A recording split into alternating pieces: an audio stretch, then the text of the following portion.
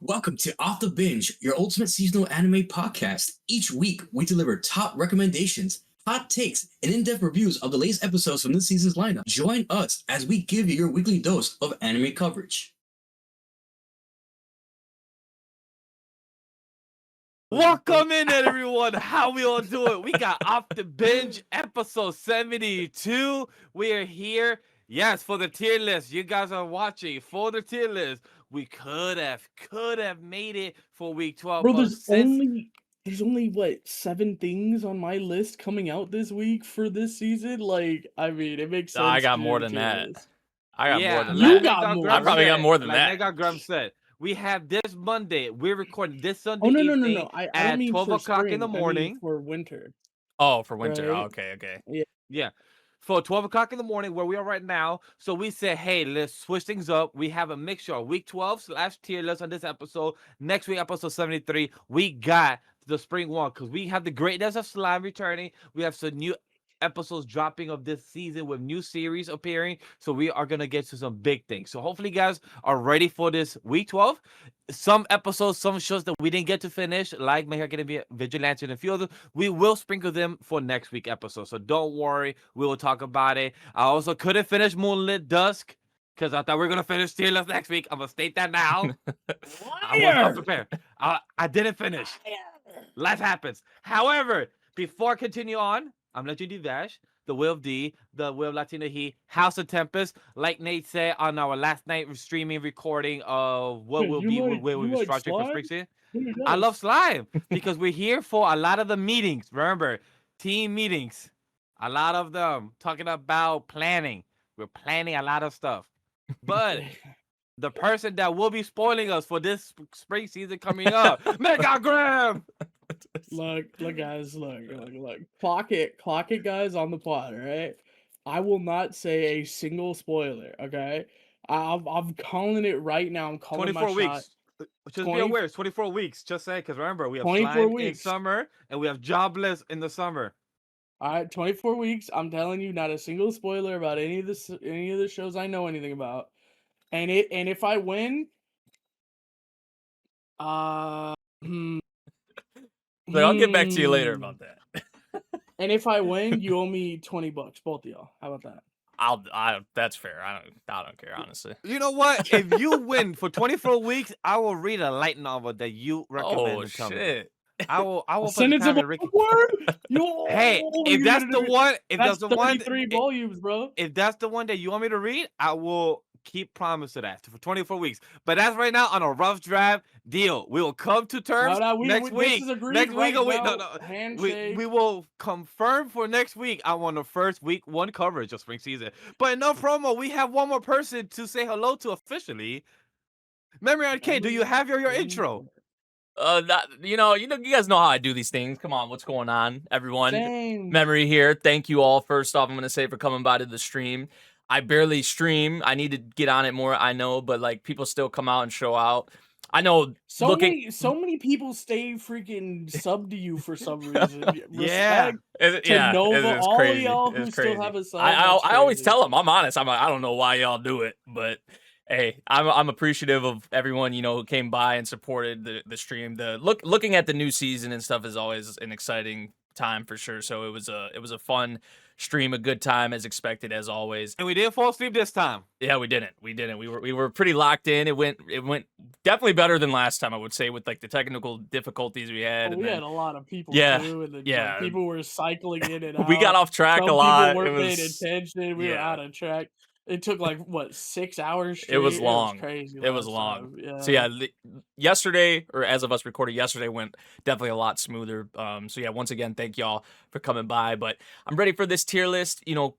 Put a bow essentially on the winter season, I guess you would say, and see where we kind of rank these. Interesting discussions always in these ones, because obviously if y'all have been listening to the pods, we're kind of mixed on some of these things. Some things we're in agreement on, of course, so it's gonna be interesting to see where we place these things. So I see ya.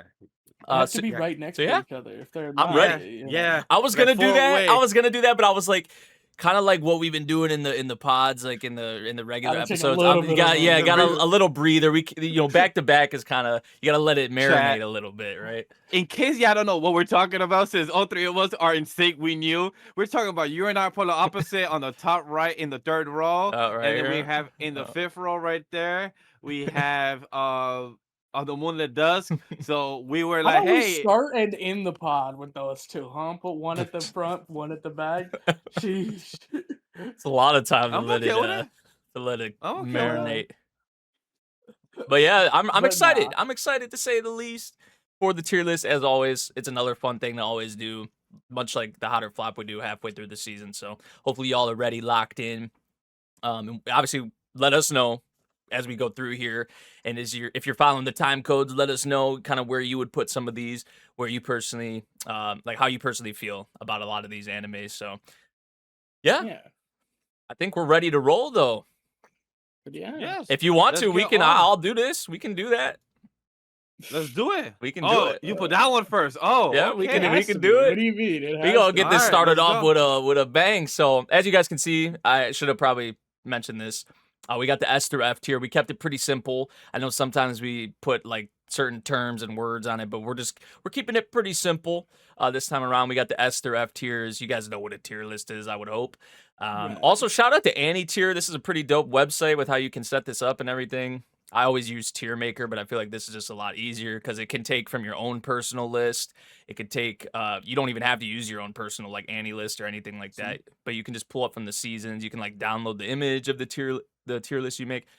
Pretty cool stuff. And not sponsor. Yeah, not sponsored, but shout Yeah. out Annie Tier. Of course, you guys know me. I saw this on Reddit, so I've been using it ever since. So, but yeah. Yeah, as you can see, the tier list, super simple, like you said. S is Mhm. just going to be our 10 out of 10s.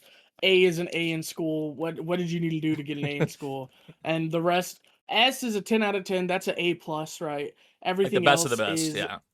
like the school system in America. I don't know if it's different other places. Yeah, I you was know about what to I say mean? somewhere else it could be like what? Like that's an A, Yeah. huh? Or like, Yeah, 90 to 100%, 9 out of 10. hey, all I know is like Yeah. that around here, that's the kind of grade I had in honors chemistry, and I have PTSD about that class. So, yeah. Damn. I had a B average. Everything A. else I was good in, but it was like for some reason honors chem was something I just like struggled with. The only reason I even passed the class was because of the labs. Because like the tests and the quizzes and all that shit, like my The average labs was with like bonus awful. points. Yeah, the lab, those like, helps. because I would always be with my friends who were like super smart and shit, Yeah. and they knew what they were doing, so it kind of like weighted out. I was about like a C tier in I was a B average because I did none of the homework or none of the assignments. All I did was the tests. See that for So- me. It was the homework I did good on in the labs and all the tests. My Mhm. average grade on it was like a 30% or 40% on the tests and quizzes and That's stuff like insane, that. bro. It was so bad. I was that kid. Did you guys have like curves on the tests? Oh Or, yeah, like, yeah, Like yeah. whoever scored the highest was Yep. like the A. We would all start gassing them People- up. I was Like, called thank the God curve you did buster. good. I was The called the curve curve buster. buster. People Damn. fucking hated me because I always got an A on every test. So like the class average was like 70%, and I'm over here with the 99, like 100% on the test, and everyone's like, "Fuck you! You made it where we don't have a curve," and I'm like, "Get good, bro. What do you want?"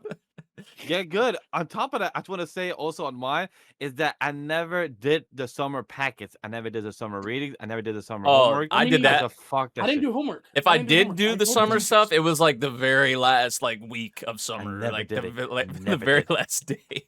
I straight up told my teachers I made a deal with them. I took a whole bunch of AP courses in school. I said, look, I'm going to pass the AP test. And the curriculum says that you're supposed to teach me to pass this test. If I pass that test, you will fucking pass me in this class. Like there is like I am not going to do the homework. I will do the classwork. Anything that happens in class I will do, Same. but I did will not do classwork anything only. at home. Classwork Like you are only. not I said, giving me fuck that. something to take home because I am not doing it. I agree. Oh I agree. man. And most So- of my teachers agreed to that. So chat, hopefully you enjoyed this type of history lesson of our own academics and how it goes Our lore. from a tangent of numbers. How Yeah. do but we go let's- from numbers to alphabet? But let's get this show on the road. Let's start with the number one, the controversial, because we all know how I feel about this show. Let's start with In the Clear Moonlit Dusk All right. first. So here for me personally. Okay. I'm right now. I want to hear y'all out a little bit more because, maybe it'll alter my judgment of where. But right now, I'm in this C tier to B tier. That's personally where I am. I'm thinking. I think I'm for thinking B me, is the lowest I'll go. the absolute highest I would go is B. So that's like, see, I want to put it The in lowest C. I'd go is B. I want to put it in C personally. The highest I probably would go is B because I feel like there has been some cute moments. I feel like with the relationship being established, like they're officially a thing. I feel like some of the decisions towards the end with the childhood not the childhood friend, the dude who was working with her or whatever. Oh, no. The funniest part is you mentioned the childhood friend. That's last episode. Oh, You gotta watch great. the last episode, bro. Great. Don't worry, we got a childhood friend. too. Great. The plot hole's there. Yeah. So me personally, I would say a C. And Graham, you're probably if you're saying B I is the don't think I'd lowest, give you're it an probably A. A.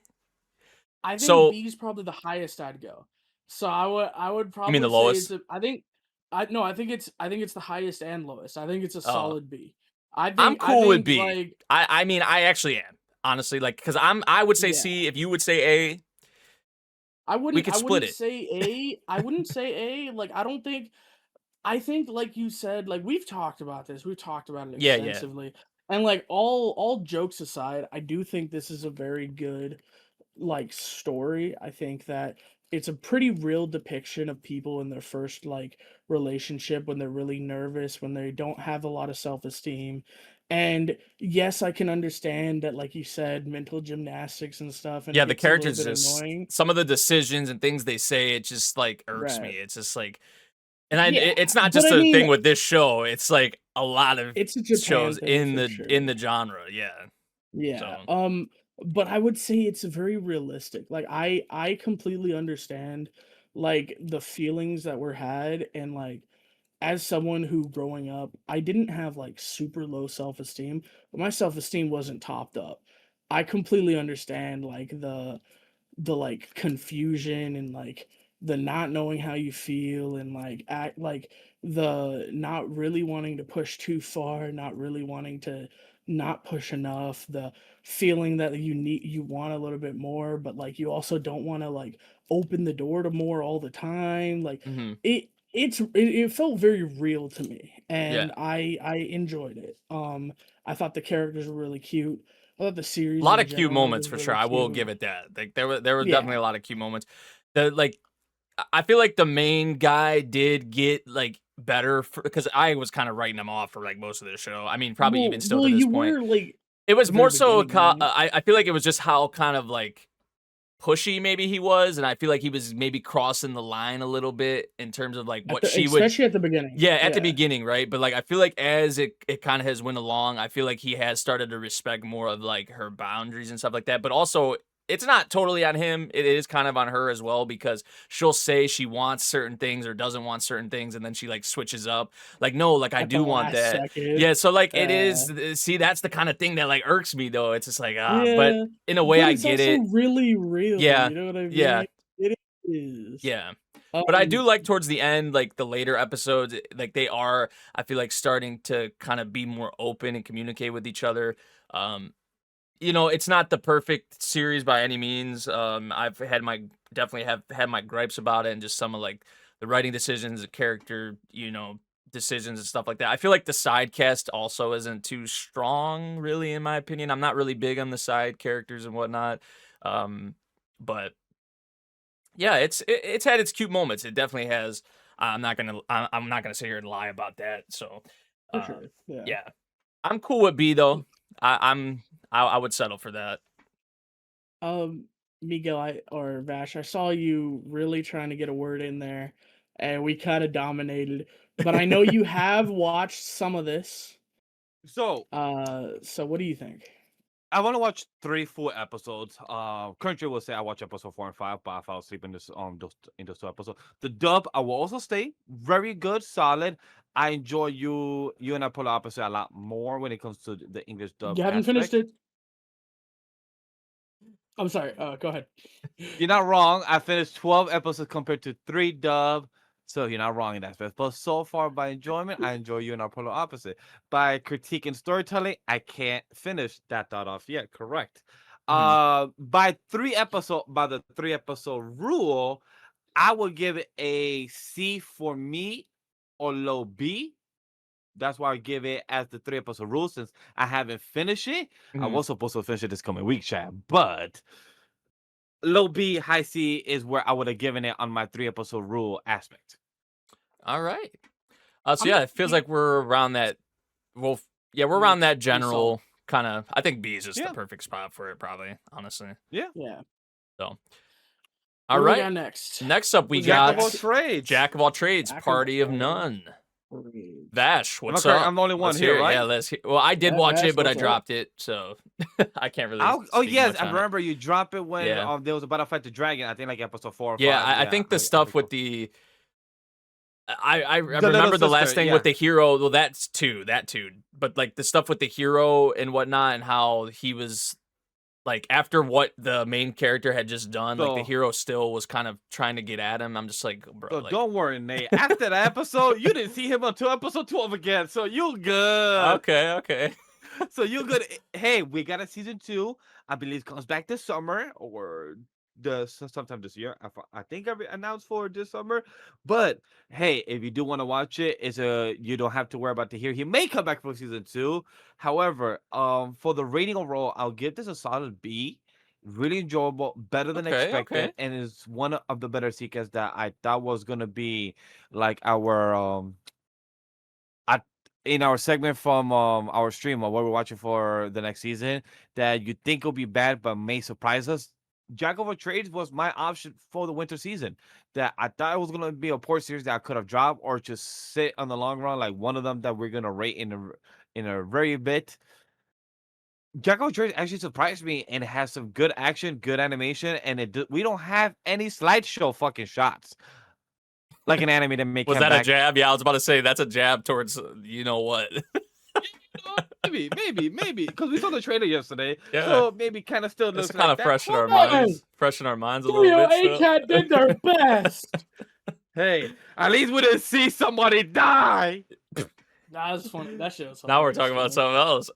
You know, I will say, like based on what I watched, I'm kind of surprised. I see the AniList score here. It's like a 67. I thought it would be lower. I'm not even gonna lie. I thought it was gonna be lower than that. But Because, like I said, yeah, so more it was people better than probably, expected. yeah, more people are a bit higher on it than. I mean, 67 isn't some crazy, but I just thought It's not. I thought it was gonna be like low 60s, like or something like that. Honestly, I don't know about high 50s, but on AniList, but that's Hey. I wasn't really vibing with it. But hey, I didn't It's not a watch all B. of it. I It's watched not like 3 bad. or 4 episodes, so my opinion's pretty void. So, but yeah, B tier, Jack of all trades, party of none. You guys heard Vash's thoughts on it.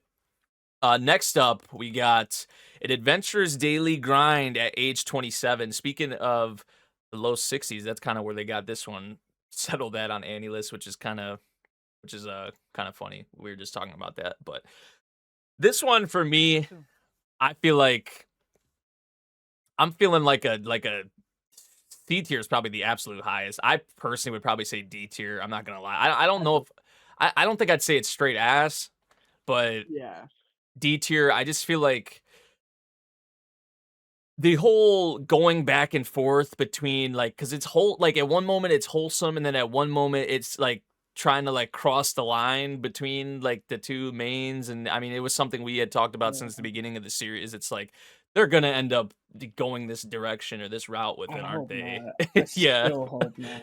Yeah, but yeah, I mean it had some fun moments, maybe a little repetitive and stuff in terms of just like the dungeon stuff, but it wasn't anything crazy, not like super bad, but I can't really even say it was average. It was definitely a below average kind of isekai slop sort of series, or fantasy slop, whatever you want to say. Yeah, it was definitely one of those series that for me it's like, you know what? I feel like turning my brain off and just watching something stupid. Mm-hmm. It was fun, but it wasn't good. Mhm.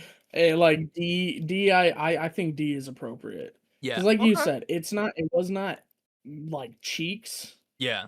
but it wasn't a C, you know? Yeah. There's not a whole lot of like redeeming qualities about it. I mean, maybe you could say like the whole like found family thing. Like I said, Yeah. it does have like some wholesome like kind of aspects to it. I feel like.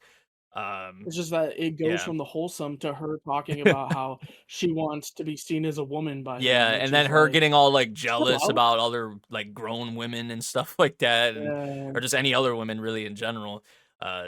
Yeah, that whole like they were like really treading that line, and it's just like okay, like even when They were playing jump rope with the line, all yeah, right? yeah. Like, let's be real. Even like they introduced like that succubus kind of element, and I feel like for Mhm. most of the series they really didn't even do much with it. Like they kind of like Towards the end, they started to. yeah, they told you like, oh, like these succubus are like, you know, they're special, they're important and stuff like that. But I feel like for like that mid part, or like even after that, it's like they kind of just ditched that element. I feel like for a decent bit. So I was just like, are you gonna do anything with this succubus kind of thing, or like? It felt like they brought that in so that they could introduce his childhood friend. Mm-hmm. I feel like And then, also like, it's just an do excuse for nothing them with it. to like try to Try to age her up yeah to make make it her, okay, like yeah, yeah, like okay, but. yeah, it was not great. Yeah, D tier for that one. I feel like kind of spot on. Next up, I think is one I only watched. I don't know if any of y'all have peeped this one. It's called The Holy Grail of Eris. Nope, just you. Yeah, this one I feel like had potential.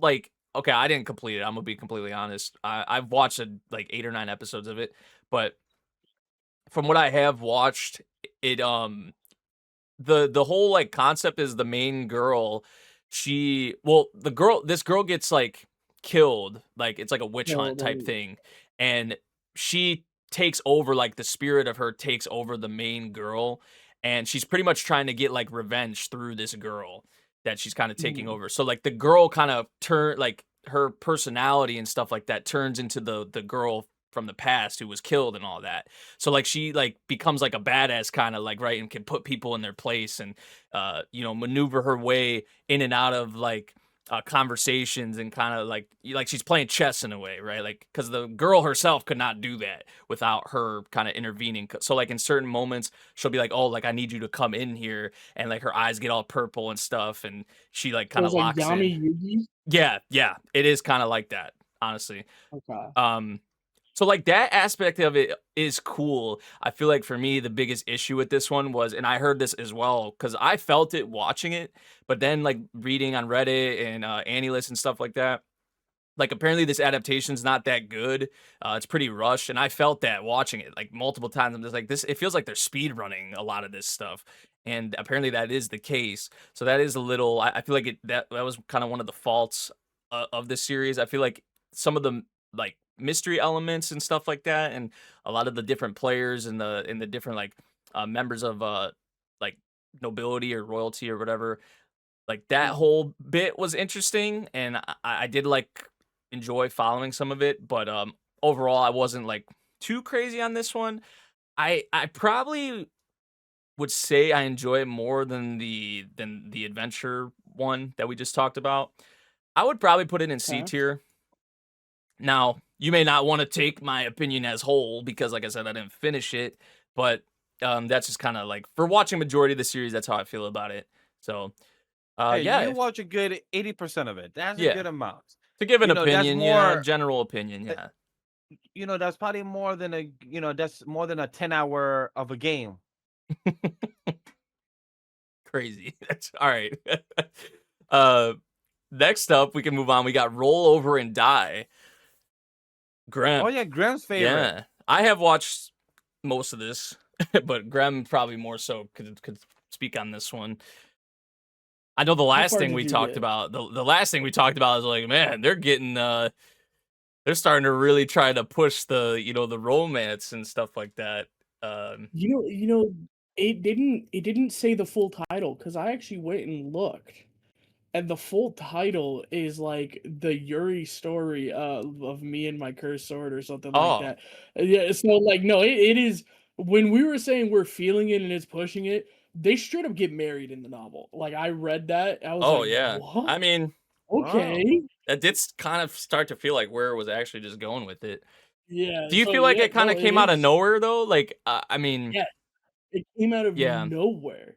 mhm, Like it didn't I don't know. It didn't feel like natural. natural. Like she saved her life, and I understand that like it's called Florence Nightingale syndrome, right? Like you or a suspension bridge effect. Like they're in these dangerous situations and life is being saved and they're being taken care of. So like yeah, you'll start to grow closer to one another, but like it felt like just at one episode they were like hugging and like rubbing on each other Milk like it. They're out like of saying each nowhere. other's names Milk all it. like, yeah, Yeah. almost like, yo, this Like is getting spicy. it got so bad that the mage chick is like, is the air like sweet in here? Like, oh my god. I was like, honestly, bro, Yeah. what is going on? Like, I don't know if I wasn't prepared for it to just go super Yuri Hmm. or like I like really just didn't feel it was appropriate. Like Yeah. I didn't feel like there was enough development, but it really kind of took me out of the series like heavily. Yeah. Um I think there was a lot of interesting aspects to this story. So like I'm not going to say it's on the same tier As the as adventure one. the adventure one, but I think it kind of is. Like That's where I was like kind of, I was kind of thinking like high D, maybe above it, or like low C. I feel like C, yeah, it goes nowhere above C. Like it's like like, C is the I think absolute top I would I go. think the weird thing is I preferred the adventure one over it. Oh, really? But like I said, there was the really big like I really hope that these two aren't trying to bang at the end of this. Yeah. And It's and like then a it felt glooming, like like it's like a cloud over it, kind of like. yeah, and then like the whole thing with hell mode, like not hell mode, fuck, roll over and die, is Oh. that like it was like it was really good. There was a lot of really interesting concepts. But, like, why are they gay? Like, I don't care that they're gay. I don't care. It just felt like the series It's like didn't the need timing of romance. it and the yeah, that It too. I feel really like pushed it. yeah. I was I like, feel like it happened I too don't quick because I feel like yeah. you build it over time. Like, yeah, I'm totally cool with that, but it just I feel Yeah. like they started pushing it like maybe Maybe sooner maybe it was an than we thought. adaptation issue. Maybe. Yeah. Yeah.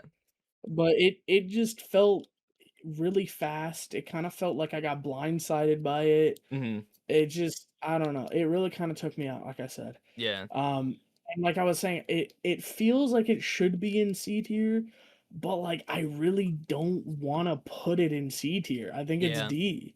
I'm cool with Um, that. Honestly. That's what my gut was telling me and I said the absolute highest I would put it as C, but yeah, D is yeah. kind of where I would be at. Probably like And then like the thing is, I don't know which of these two I'd put above each other they're maybe because about the same. I finished one of those series and I haven't finished the other one. Uh-huh. And they're both done airing. I'm Yeah. like, let's put that out there.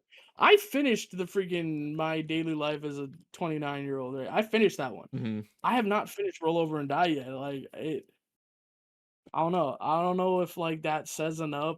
I don't know how you feel about it. If you think it Yeah, should be they're higher, like one and the same for me, honestly. they're Like like one they're and the same, interchangeable. Like honestly. yeah. Yeah, I'm cool with this for honestly, now.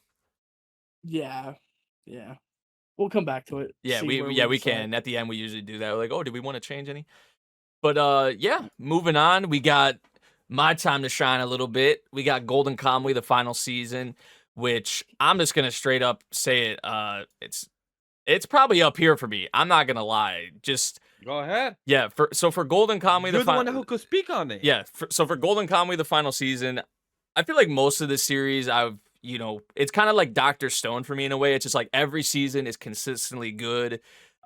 This season though for me is like a little step up, honestly, and maybe that was to be expected with it being the final season and it kind of ties, brings everything together. But just the fact we had the whole cast pretty much in one area just kind of all going at each other was just like, and you had like these crazy chase scenes, you had just like some high like tension moments and stuff like that, awesome character moments too. I feel like the moment I've been waiting for to see, the moment with like Surumi in the church and all that, like the golden Kamuy drop and stuff like that, and just a lot of the answers we've been getting, a lot of the backstory stuff, like with Sugimoto and Surumi and stuff like that. Really, really good content in the final season here. So, and obviously it still has the golden Kamuy stuff that you would come to expect, like the goofiness and just some very sus scenes, to say the least. But yeah, this season of Golden Kamuy, honestly, really, really enjoyed. So I would definitely say A tier. Maybe it could be recency bias, but like as I'm sitting here right now, I'm like, this may be my favorite season of Golden Kamuy. Don't hold me to that, but I have to really go back and kind of try to remember how I felt about the other seasons and whatnot. But like, as I'm sitting here right now, I'm just like, yeah, this is probably the most I've enjoyed Golden Kamuy. So yeah, I would say A tier for it, for sure. So, yeah, great stuff. Next up, we got Vash's. It was my time to shine there. And now we got Vash's time to shine with Digimon Beatbreak, which carried over into this season, right? Yeah, 'Cause it started- core 3. yeah. Core 3 starting around the corner this coming Saturday. We're not stopping. We're still going on the hype train. For core tour, high C. I give it high C. Okay. It kind of slowed down in the middle with the storytelling. It was building the characters. However, I have not watched episode 11 and 12. I have not been able to do my reactions when last night we streamed. And then today, a lot of things happened in the morning with personal life. And then I didn't get the chance to record my 2 episodes. So I don't have a full final thoughts on episode 11 and 12 to really say where it sits. But I will say out of the 10 episodes, hits on that like 7.9 out of 10. It was very solid. Some stuff in the middle got me a bit slow, like not like boring or going to sleep type of slow, but it was slow build, and then you could get a bit distracted, and then be like, oh yeah, I'm still watching this episode type of thing.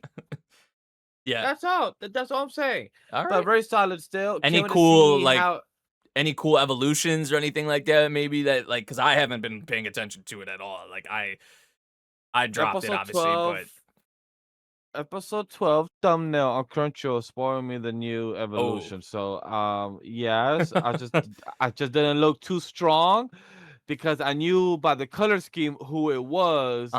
Obviously the main character, and the evolution is very similar to one of our favorite OGs.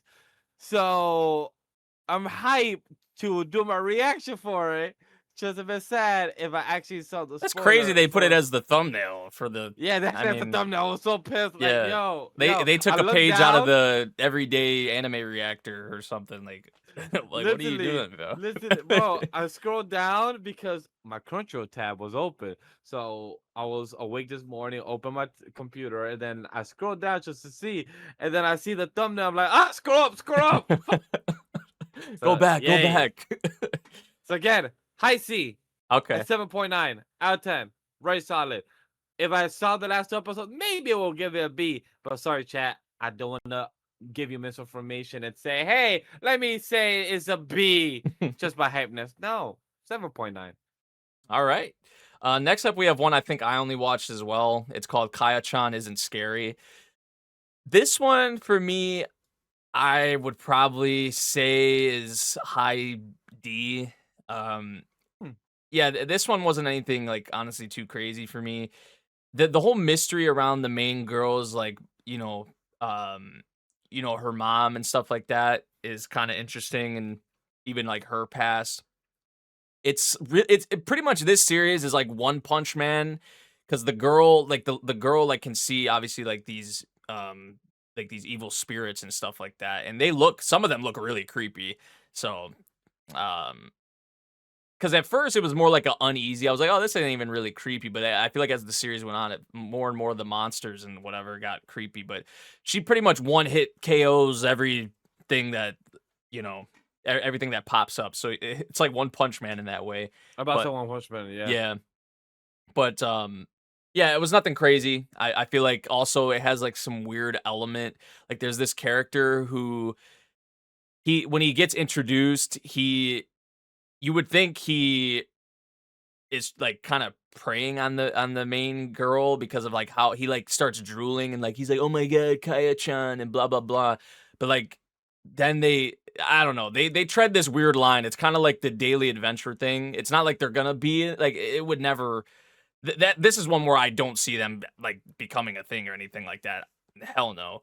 But because he's actually like supporting her and helping her with her past and just her circumstances and stuff like that with her mother.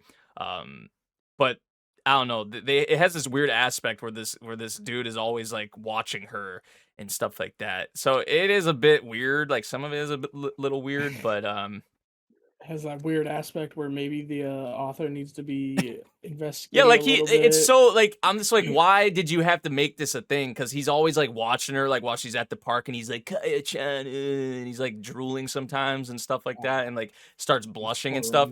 But then he's like helping her out and like saving her in certain situations, and just like so like a part of it is like he cares just about her well-being and stuff like that as a person, I feel like. And like he even has a wife. The dude has a wife and stuff like that. So it was very, I'm just like, why do you have to like visualize it or like have him be like this? So yeah, that was kind of a weird creeper. yeah, that was a weird aspect for sure. But as a horror kind of series, I like it did kind of have that creepiness, like I said, but I wasn't too crazy honestly about it at all. So yeah, I would say Next hi one. D. Next up we got Gnosia. Oh boy. What do you guys think? This is like the second core more so. I still got to watch the last 2 episodes because they did that freaking shit. Same. Yeah, they did that thing where they like stopped it and then they were like, "Oh, we got the epilogue, right? Like the last 3 episodes or 2 episodes, the bonus episodes." Yeah. So, what do you guys think for the second core? I have not watched the epilogue. Same as you. Yeah. Oh, but for what we can speak on for the second core, I which have. is the majority of it. I You have. have watched it? Okay. Then speak first, King. Thank you. What you got? Thank you.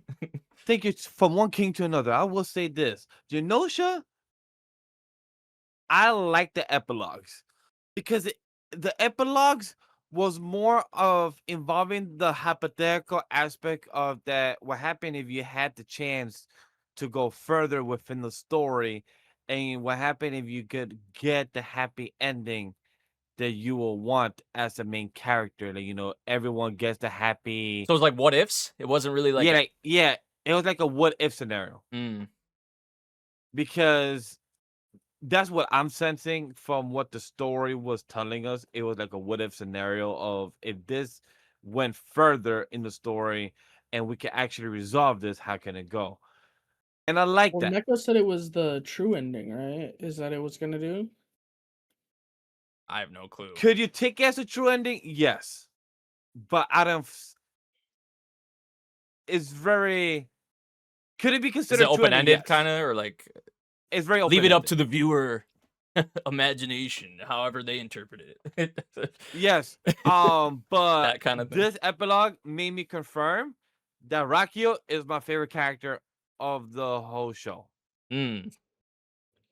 This show made me really appreciate his character. After he was on he was on the MC's ass for the majority of it. Yes, he was on his ass. Hey, towards the end, Rakio was awesome though. Like towards the end, he was kind of the goat. Yeah. Like, I was like, why aren't you just talking to Rakio? Talk to Rakio, man. Yeah. But guys, on top of that, the epilogue just made it further of why he's the GOAT because of the way he just broke it down more and literally like broke down a hypothetical scenario of how would you go in the other timeline, do as many time loops you need to, and then how can you get yourself survive and also get yourself to not be considered a bug and do all this. And Rakio fucking figured that shit out just by doing a hypothetical fucking scenario. And I'm like, yo, that's a fucking G. For him to get that shit resolved and get the shit planned out and say, hey, you gotta figure this shit out and read this shit in your head so you don't forget it. And I thought all this out. And I'm like, bro, that's fucking amazing. So I just figured out just by watching those last 2 episodes, it made me realize Rankyo's my favorite. Oh yeah, That's all I have to say for that. I'm not surprised by that because And- especially like towards the end. What's your ranking? For the core, I will honestly give it a low B, and as a whole, I'll give it a high B. Okay.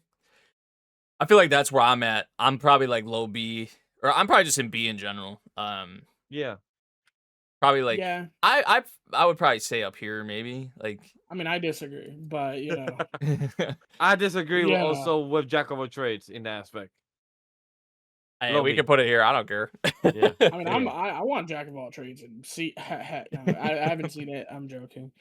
But yeah, I feel like for Alright. me the second half, it was really good. the first part of the second half, I feel like where they were kind of doing the little romance things, like Was a little bit, the yeah. waifu of the week type shit. Like I don't know, the romance of the week. I feel like that part was a little stale for me. I mean, there were some nice character moments still. I feel like, especially with SQ, like the SQ But stuff then- was dope. Yeah, But then once the stuff with the bug hit and that Yeah. like. Because I feel like They started if it wasn't for answering that, yeah, if it questions. wasn't for how it left off, I probably would have been in here. I'm not gonna lie for the second half, but like yeah. I feel like I'm in here because of like how it left off, or at least like Then again, haven't watched the like- epilogue, but Yeah, but like the ending also kind of soured me a little bit too. So like I might drop it to see, because Mhm. like bro, she didn't need to go through the thing, bro. It could have just pushed the stasis chamber in. Like you didn't need to go through. Like why you gotta take away the happy ending by going through? Like you didn't need to. mhm. Like there's no reason to do that. Like I don't know. That's just me. You would say so. What would you say? High C? High C maybe. Okay. Yeah, I mean, I would say High C, low B for sure. it's in this range somewhere. Yeah, I think low B. You guys cool I think low with B. settling with yeah. that? Yeah. I'm okay with that. Because we can kind Yeah. of take a little bit into account maybe the series as a whole if you wanted, you know, Yeah. us- Yeah. kind of factor that in a little bit. All right. Next up, we have one that me and Neko have watched. We've talked about it very little on the actual pod. We have talked about it, but this one I feel like for me is the Casebook of Arne.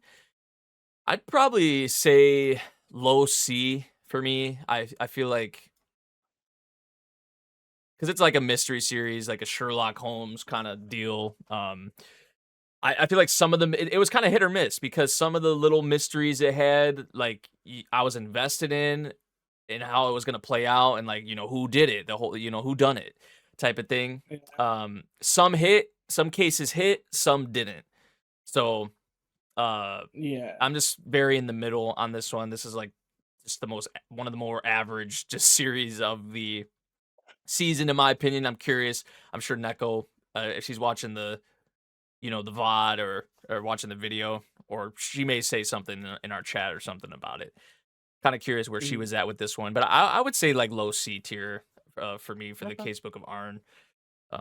Main girl was like just a lot of her, especially like earlier in the series, because she had this whole thing where she was like in the vampires and she wanted to get. Like she was kind of a little freaky, you know. Like she's like, I want to get kidnapped by a vampire. I want a vampire to suck my blood and like stuff like that. And then when it actually happened, she's like fangirling and like the way they like animated it and like showcased it and just some of like her facial expressions and her reactions, and her VA also killed it. So I did get a kick out of her quite a bit. And then like the stuff with her family and her father, her parents, some decent content in here. Like I said, some cases I was into more than others, but yeah, just a pretty average series, Casebook of Arne. Next up, we got Noble Reincarnation. This is Vash and Grem's time. I think they both were. Yeah, the noble reincarnation. Born, blessed, so I'll be obtain ultimate power. Mm-hmm. Yeah. What do you guys think? Man, I know exactly where I'm putting it. I just want to. I'm calling my shot. I think it's in here somewhere, but I haven't. Oh, I dropped it. I watched like 1 or 2 episodes, but. Grem, how did you feel? I want to hear you first because I know you're about to put it a lot higher than I am. Because I know yours is gonna be way higher than I am, so I just want to hear where you're at. I'll put this in low C. It was Really? enjoyable. I think I'll give it it's from the top of my head, I'll give it like a 7.3, 7.4. Not on the 7.5, but I feel like it's very solid, enjoyable. I enjoy the time skip, 2 time skips we had from him from I think like 4 years old to like 6 or 8 years old. And then From we had 6 to the 12. oh yeah, so 6 to 12, and then 12 to 15. So that was really nice to see at the end.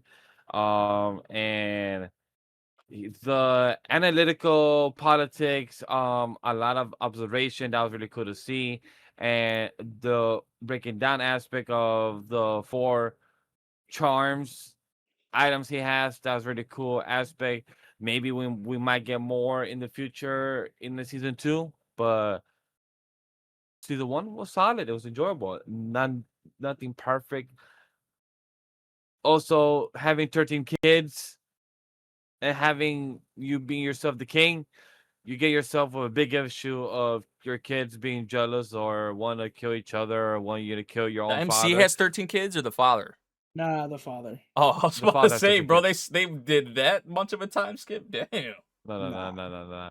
The father has 13 kids. He said the ages. It's from 6 Yeah. to 12. Oh, yeah, I heard and 6 then to 12. I 12 to didn't hear 15. this. Oh, okay. Yeah. But yeah, so it just sucks to see that when you have that many kids, you got to deal with a big ass dilemma when you're a king or / emperor. But hey, is what it is. But that is my quick review / scoring. All right, Graham.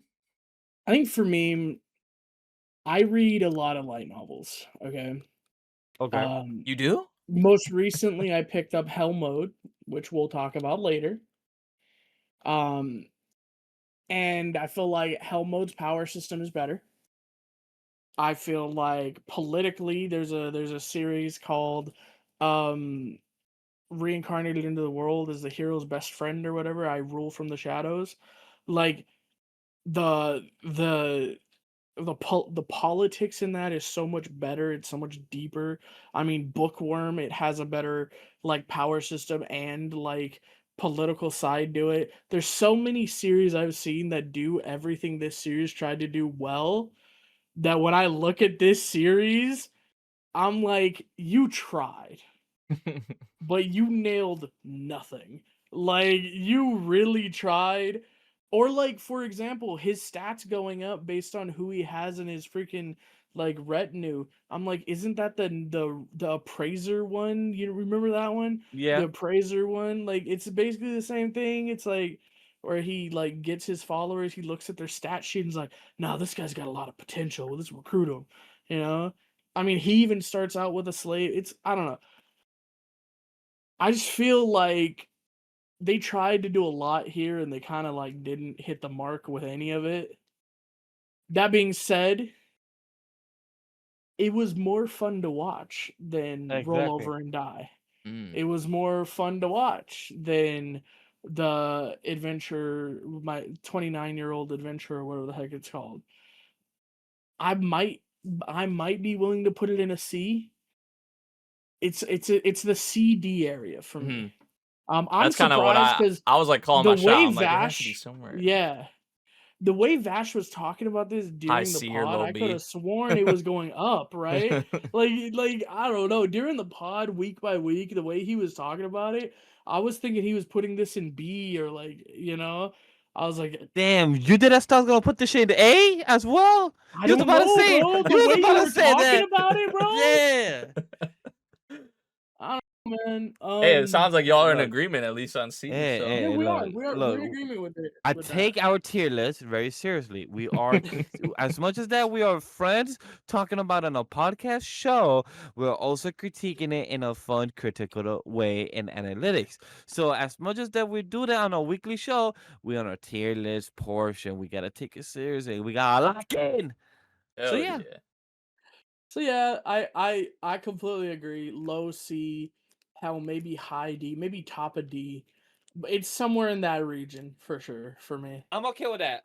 Top of D or low C, but I'm okay with either or. But I'm okay with whereas is. If we need to adjust for later, we Yeah. can. But I'm okay with that for now. It's either bottom of C or top of D. Like that's where it lands for me for sure. all right. Seems like Y'all are in agreement on that one. Next up, we have Hell's Paradise Oh, Season 2. you. Yeah. Hell's Paradise Season 2, which I will say, 81 honestly, yeah, rating. pretty high, honestly. Because for me, I wasn't as big on Season 1. This season, though, was definitely a step up for me, I feel like, just in terms of, well, the production, first off. I mean, the production for Season 1 was still really good, but I feel like Mappa and the staff that worked on this season definitely kind of took it up a notch. And I mean, this is an action-oriented series, right? But like there was a lot of action, fight after fight, training.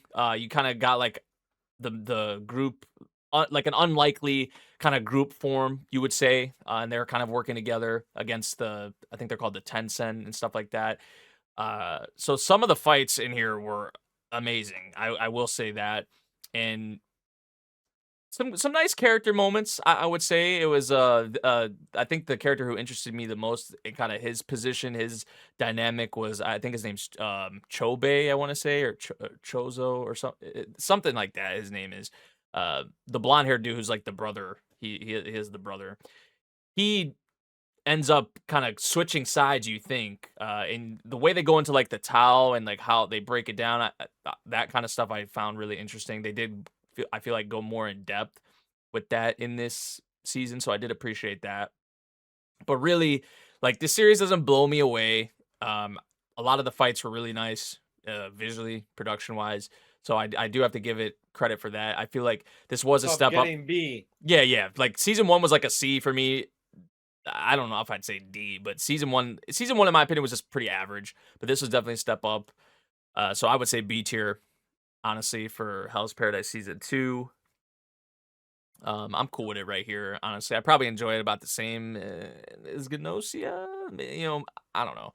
I'm not really big on the order between those two. So B for Hell's Paradise, I would say. Step up from Season 1.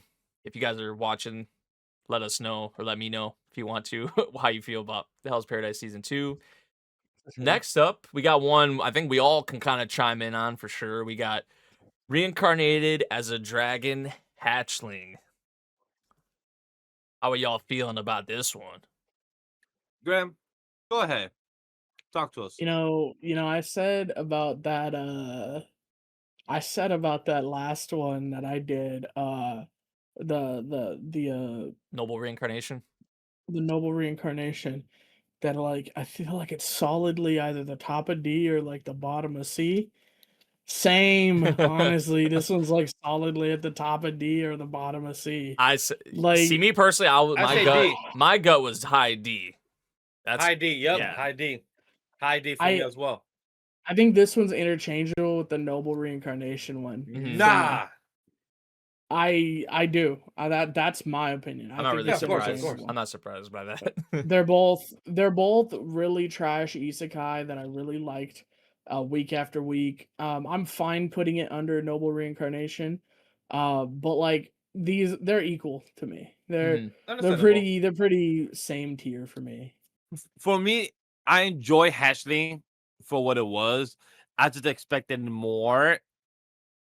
It just fell flat at the ending a bit. I enjoy Noble a bit more, and I was looking forward to a weekly. With Dragon Hatchling, with my expectations kind of felt a bit disappointed. So I think that's why my score kind of dropped more, and I'm okay with D. Yeah, I just feel like Yeah, this is just the most like generic isekai. Yeah. There's nothing at all really that's gonna blow you away about it, or like, at least for me, Yeah. like nothing. There wasn't anything like watching this series, sitting down every week and watching it. Like there was nothing really ever that kind of like clicked for me. Like I was like, oh my god, like right, like I never was like all invested like that. Yeah. Personally, That's so. kind of the same way I feel. Mhm. All right. Reincarnated as a Dragon Hatchling. We'll put it high D. Next up, we have one that I think only I watched as well. Look at the rating on this one. My God. And I mean, yeah, that's. Oh, shit. Yeah, Goddamn. yeah, that's, all right. yeah, Cool. so this one's Oedo, Fire Slayer, The Legend of Phoenix. I feel like content, like it was mostly what put off a lot of people was the production, because it looks awful. Like it looks really bad.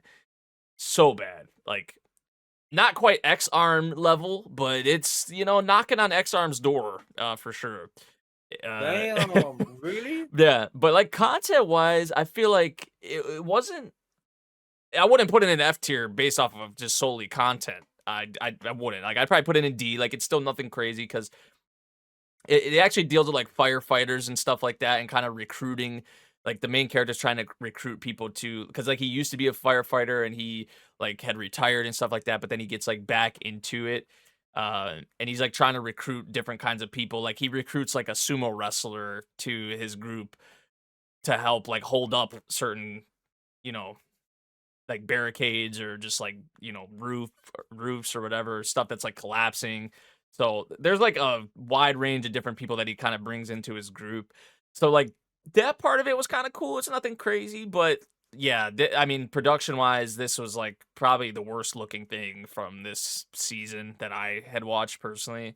So it takes a huge hit from that, and the content alone could not carry it. So yeah, I mean, 42, you know, it's not, that's one of the lower ratings you'll probably see on any list, which isn't the, you can't really take that fully into account all the time, but I mean, a lot of people seem to be in agreement on kind of the feeling around this show. So, and I agree. So, yeah. Next up, man, I wish Neko was here for this conversation because have you watched Stargaze, Vash? I don't remember if you got around Nope, to it yet. I have not finished it. Oh, dude, I'm so disappointed by this I'm season. he- I'm seeing on the Yeah. timeline a lot of people are mixed. I'm very so disappointed. many people are mixed. Yeah. I just feel like for me, the first, I don't know, the stuff like at the beginning, I was like, I was more into for sure, like what kind of Vash trying to like some Thorfinn type shit, like, you know, trying to kind of find, you know, like we got to get Vash back, like the, you know, back to who he used to be and that kind of development. I did like that content with Meryl and Wolfwood and them trying to get him kind of back to himself and obviously meet back up with him and stuff like that. Some of the other characters, like the guy in the who was like disabled, I forget what his name was, but like the content with him I really did like for sure. That was one of the more highlights. And of course, when the group got back together and some of the dialogue and character moments with that. But I just feel like the stuff with Knives and some of the other, like Wolfwood had some. I mean, Wolfwood probably had most of the highlights in this for me personally. Like Wolfwood stood out the most, like his character personally. So, but I just feel like a lot of the other content, especially in the second half with Knives and with Vash and the direction that they went, I just feel like it was very messy, in my opinion. Now, I don't know how it goes with the source material, if they went with it, you know, 1-to-1, if they changed some things up or not, but just some of the decisions that they made, you know, Vash kind of became like a damsel in distress in this, like, I don't know, he's locked up, like, you know, Knives has him locked up and, you know, people have to come and save him and just like, I don't know. It just feel like it was one thing after another because you had Vash at the beginning of the season. He's like a vegetable, it felt like, right? Like, honestly. And then, like, he snaps out of it. You get the Vash back. He meets back up with everyone, and then he gets captured, and they have to save him. And it's just like, I don't know, man. I was not as invested nearly at all in this season for the most part with Stargaze. Definitely enjoyed Stampede a whole lot more, I will say. And I So don't it even sounds like think a 7. yeah, Oh, yeah, sorry, a C. yeah. You hit it right, the nail right on the head. C tier for me. I would still probably put it like in here. I don't know. I can't really speak on Digimon, but I would put it probably above these two that I have watched. Because, like I said, more so in the first part, like the first half of I think were more of the strong moments, and there were some highlights in the second half with Wolfwood and all that. But writing wise, I just feel like some of the decisions with the story and the characters. Stampede, I don't even think followed the manga like how Stargaze does, right? From what I've heard, I could be wrong on that, so don't quote me, but I think Stargaze did follow it more though, like more 1-to-1. and it just wasn't hitting as much as Stampede. Like Stampede was like a up here, like in B for me. I don't know about A, but it was probably high B or something. But like Stargaze definitely lower on. So I wish Neko was here though, because I'm really curious how she kind of felt about everything. So yeah, kind of a bummer for me with Stargaze, but it is what it is.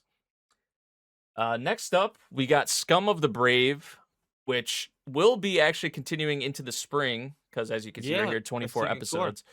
This one also is from the creator of Sentenced to be a Hero, just in case y'all didn't know, which is kind of cool. This series not as good as the Sentenced to be a Hero. I was about to say To be a Hero. Sentenced to be a Hero. I honestly would put it in here in D. I'm not really all too high on it. I'm glad to hear Yeah. that me watching only one episode and a half, because I watched technically not the full second episode, but it felt like a D. It was not hooking me. I wanted to watch it because, like Nate said, it was by the creator of Sent to Be Hero, and by then I already had seen 2 episodes of Sent to Be Hero, which is the first 48 minutes of the first one and the second one. So I'm like, yo, I really want to see the other project. Mhm. Guys, it wasn't that good. Yeah, I wasn't too high on it. I feel like the way like kind of their powers worked and stuff like that was kind of cool, but I just feel like content there wasn't a whole lot to grasp onto or really that hooked me. The characters themselves weren't Wait, really all too strong writing wise. it gave me Yeah. Akudama Drive type of. Like the setting and just the vibe around. Yeah. Yep. Yeah. Yep.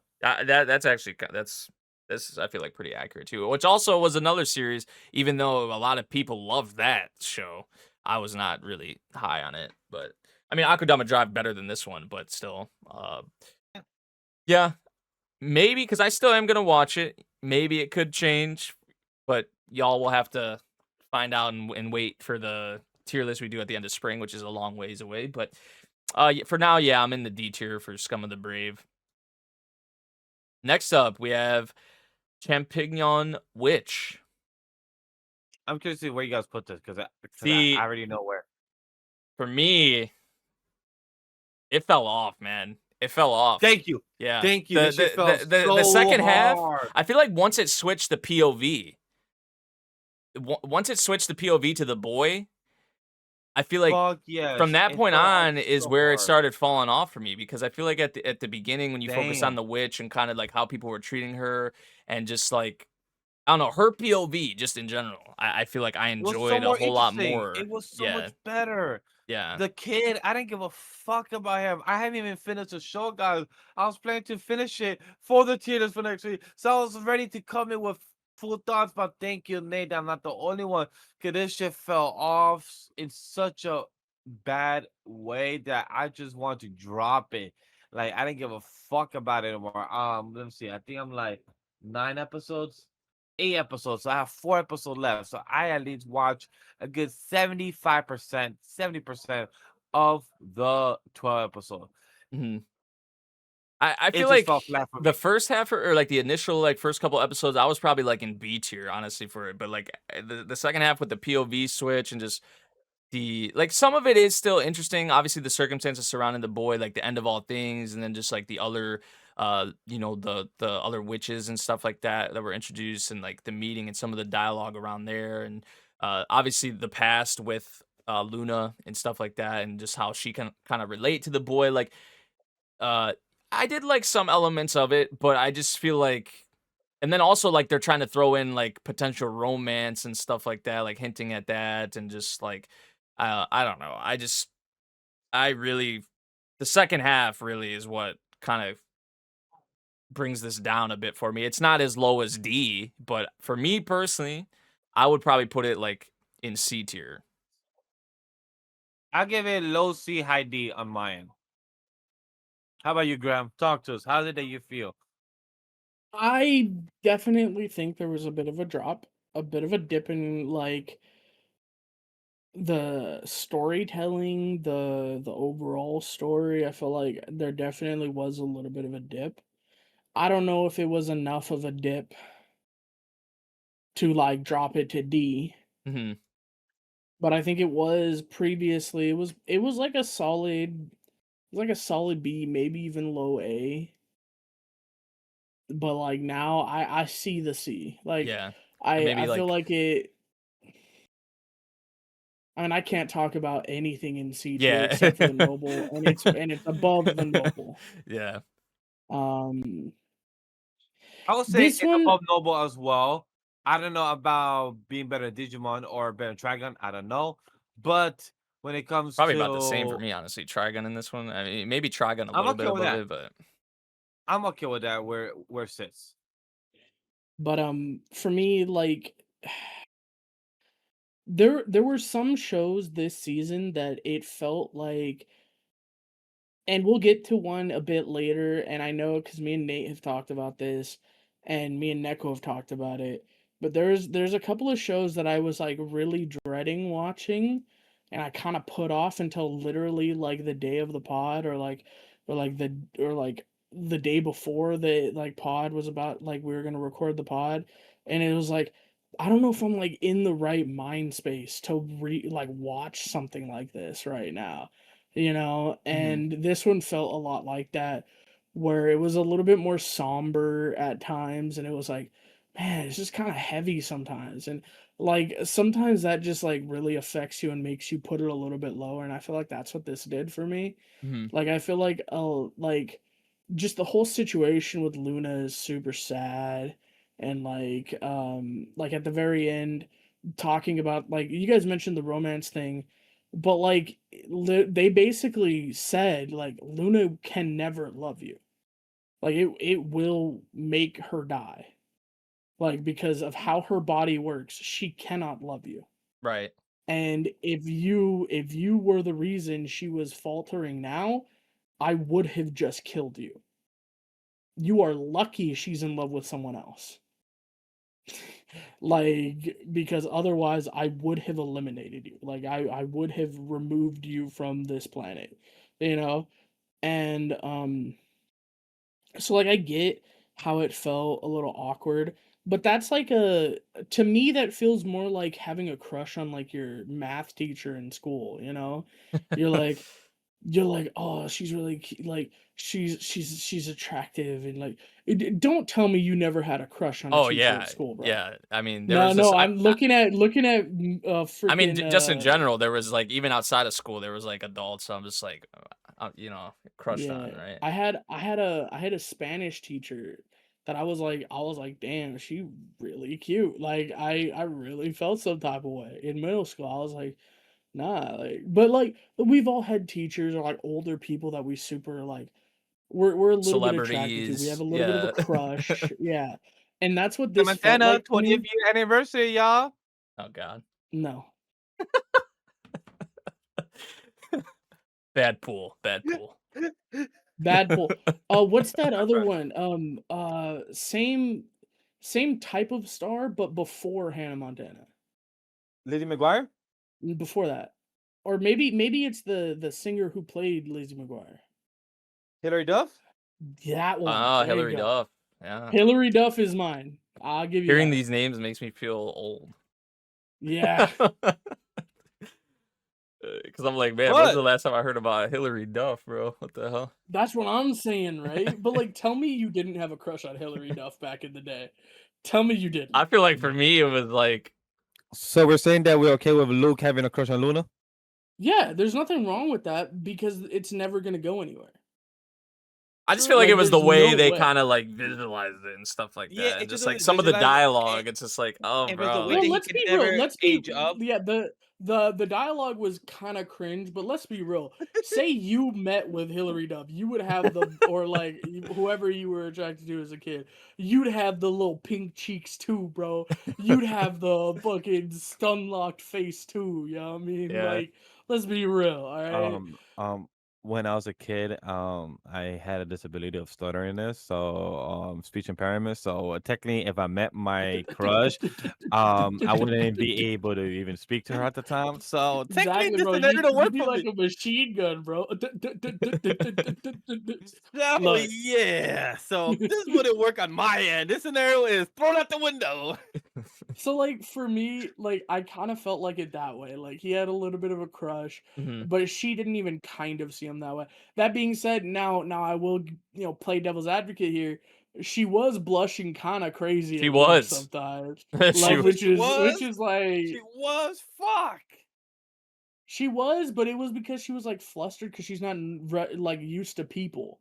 But like still, it was like I feel what y'all meant, but like I felt like I knew clearly it was never going anywhere. Mhm. Like I felt like there was more of a chance that she would get with the bird Claude Oh, than Claude annoyed the shit out of me, bro. yeah. That was one of the downsides of the series too. I just feel like he got like so annoying to me. I He don't know. he just appeared one day and never left. Yeah. Like um but like I think I give a little bit of leeway for this one, and I don't for like the like 29-year-old one.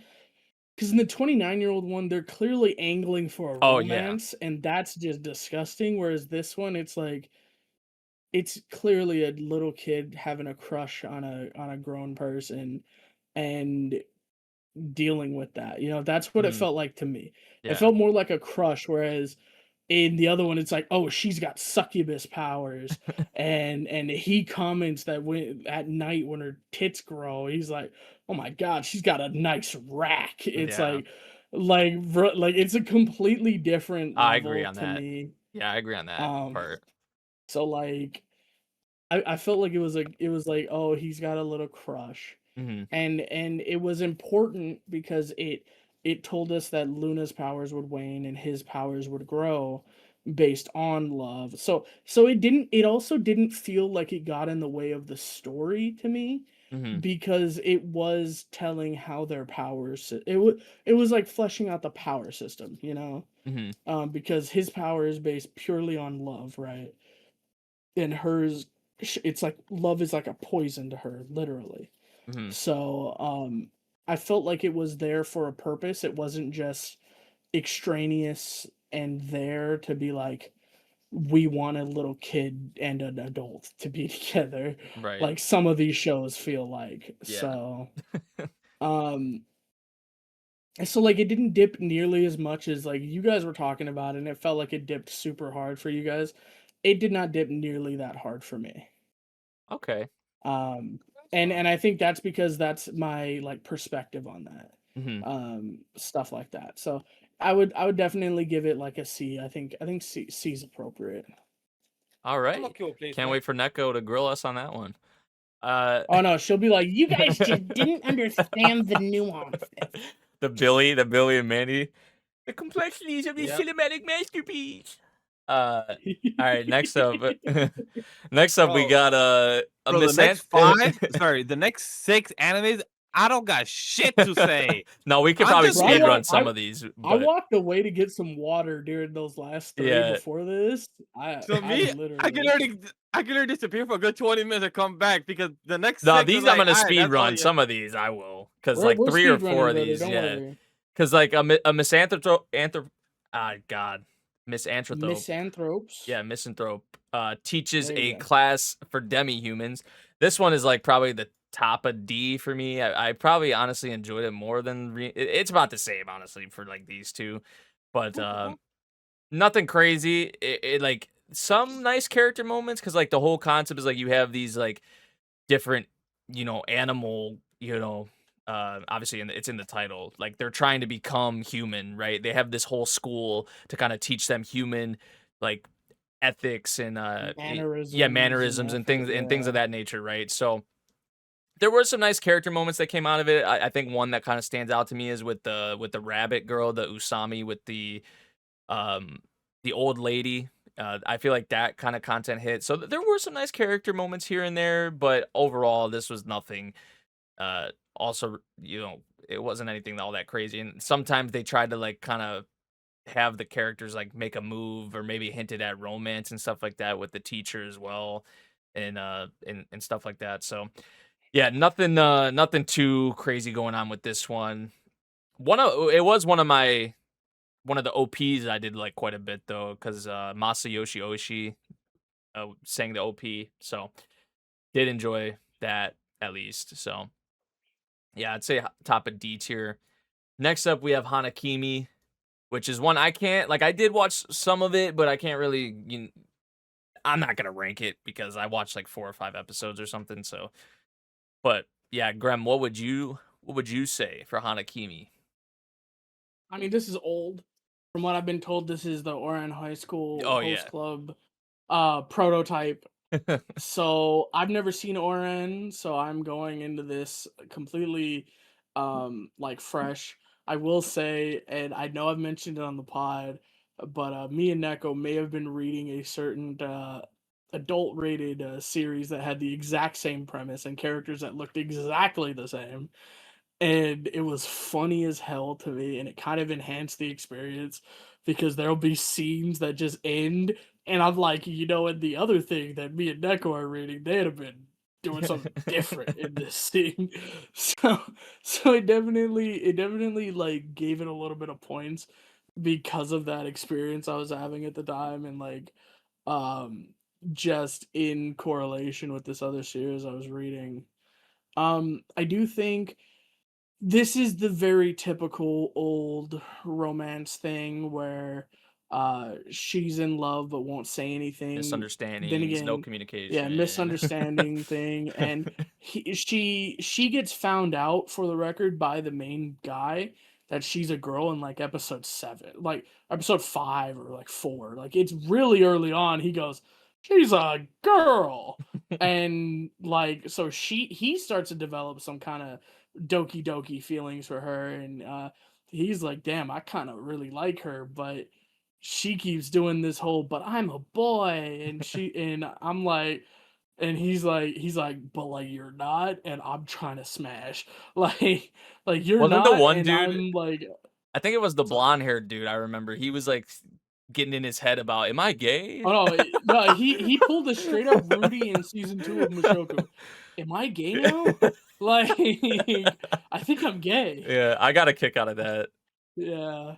So like it was a fun series. I think this is one of those things I think commonly classified as like a guilty pleasure. It was a Mm, lot of fun. Uh Definitely top of C for me. Like okay. it like all the way up there. It's the top of C for me. Oh, wow. Like maybe even the bottom of B. Like Mhm. I had so much fun with this every week. There wasn't a single episode that I was like, it just missed. Um, it was just a fun time, just all around the whole season. So Okay. All right. yeah. Hana Kimi, there we go. Top of C. Next up, we have one. I think, didn't you try this one, Vash? I know I did, and it was Oh. awful. It was so bad. Like, this is everything I hate about just rom-coms. Like, honestly, like, this is just the most cliche, typical, generic rom-com. Like, they're pulling tropes from like 10, 15 years ago. Like, the whole, like, oh, like, like the whole bread, the bread thing, like you run out of the house with the bread in your mouth type shit, like those kinds of like tropes, or like you fall and then you see like a panty shot and like just things like that. Uh Also, obviously you got the misunderstandings here, you got the no communication, you got just the, yeah, it's just very cliche, typical. Like, yeah, it has fan service and the characters show off some goodies sometimes, but that's not enough to, that wasn't enough to keep me around with the series, because character wise, plot wise, content wise, it was just, there was nothing worth mentioning, really. There was nothing redeemable about it. So yeah, that one was bad. So yeah. Next up, we got one I think me and Neko watched. The Villainess is adored by the prince of the neighbor kingdom. This one is probably, 457. yeah, Oof. I'm surprised honestly it's that low, but I mean, I'm not as low as like it seems like most are, but for this one I would say probably like high D, honestly, like right in here. I don't know if I could put it in C. Cute moments What between do the you two, between the two would you mains. recommend this to me, by the way? 'Cause since you know that I do like this type of genre, like some of them is hit or miss. Yeah, So would you recommend this one to me? it's kind of like, I feel like the main two characters, like their relationship is really, like, for that part, like I would recommend it. Like if you want a good, if you want like a good just romance aspect, I feel like it's the other parts of the series where it kind of falls like flat. Especially like a lot of the side cast and just like the whole like villainous thing. I think is kind of like trying to follow the plot of the original and like how like certain things diverge or like change and things like that. And then even I think me and Neko had talked about it. There was like another girl who also was a player, but like of the sequel game and stuff like that. So like there were some little cool things like that, but I think really the most redeemable thing or the thing that I liked the most about this was just the chemistry between the two mains and just their romance and stuff like that. It does kind of annoy me sometimes because it does like this like the damsel in distress type thing. Like there's like some part in the story where like the elf king comes and like takes her and is like holding her captive and stuff like that. And main dude has to come and save her and just things like that. Um, so some things I wasn't as big on, but solely for the main two, they kind of like without that and just their dynamic. Honestly, I probably would have put this lower, but I mean, it's still pretty low to be fair, but. Some cute, nice moments between the two of them, and yeah, nothing to really write home about. Though, curious where Neko would put that one as well. All right, next up we got Gremlin can speak on this one. Love Through a Prism because I still need to watch this. I do want to watch this one. It's funny, I see tweets for this on my For You page pop up still, which is Oh, like, wow, a score of 84. yeah, people Wow. are like, oh, this is like one of the best, like historical or like is it a shoujo? I think it is a shoujo. People are saying like, oh, like in I terms don't like know. yeah, people are saying something like that, like, oh, in terms of like we haven't had a shoujo series this good. I know it's like an older manga and Probably stuff like that, shoujo, I believe, probably. but yeah. Mm. But what did you think about Um, this one? so we spoke a lot about this on the week we watched Yeah, it. yeah, I forget which week and her that hair. is. I'll put it on we'll put it in the description somewhere once I figure that out. Because Hmm. I'm gonna be honest, I don't remember what week it was, but we talked a lot about this. If you want to hear like more in depth on it. I will say previously I think I put it at around a B Hmm. during that time. I think as time has gone past and like I'm not so fresh off of the series, I think it's a solid A. I think putting it in Okay, A is fine. I think I know Neko might put it higher, but I think A is safe. I'm surprised. I didn't I think you mean, were gonna put it in A, honestly. you Let know, it it was a marinate. Let it good marinate a little series. bit, you know. Yeah, it was a good series. I did enjoy watching it. I watched it with two of my real good friends, Neko and another one of our mutual friends. And it was a fun time every time we watched. There were a little bit of things that I didn't like at the very end, and I know this is controversial, or at the very least, I know Neko disagrees with me. I hated the main girl's hair at the end. I'm gonna Oh, be yes, I honest. remember that. But that has nothing to do with the story or the Right. content of the story. But like I do've got my little bit of gripes, but I think the story was very cute. I like a lot of the characters. There was a character who like for like when we first saw her, it was like, "Oh, we're going to hate this bitch, aren't we?" And then like 4 episodes later it was like, "Holy shit, she's kind of the goat." You know? So like it really made me like a lot of the characters. I will say I was a little bit disappointed in some of the decisions at the end of the day, but like I do think this is a solid A. Like it was a very solid, fully put like piece of work. I think we kind of mentioned it. There was an entire episode that was in grayscale Hmm. until the very ending of it, where the color was brought back into her life.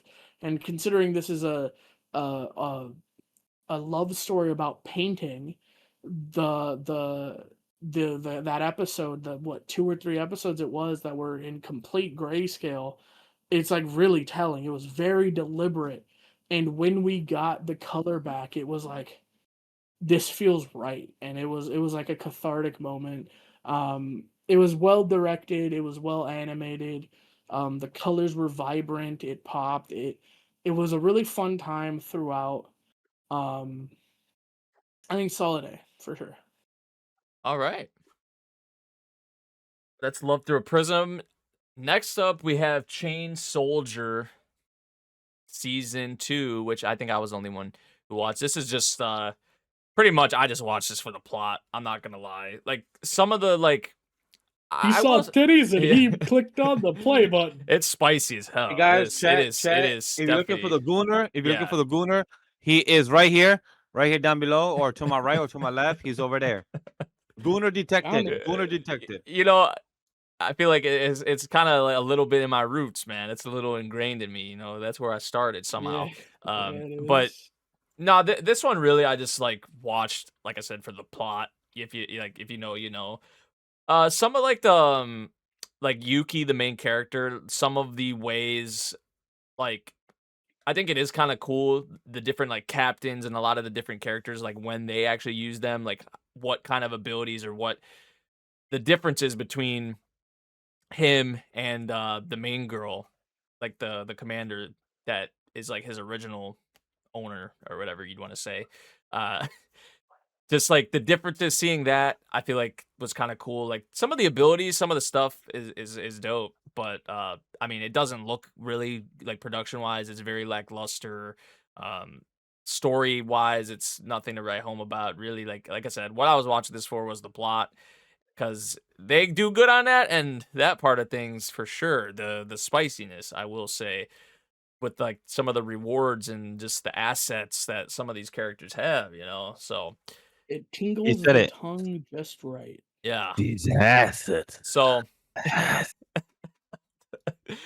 see, I don't know, like I don't know if I'd put it, because it sounds like when I talk about it, it sounds like a very D type beat.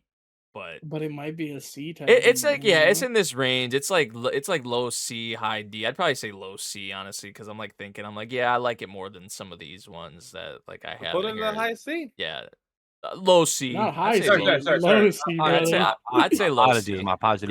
Low C. Remember those assets. Maybe. I'll just leave it right here for now, because I feel like a lot of these are like interchangeable for me. I'm not gonna lie. Yeah. So. All right, let's get for the most skippable opening of the season. I don't even remember the opening. So that says a lot. It was the let's build it.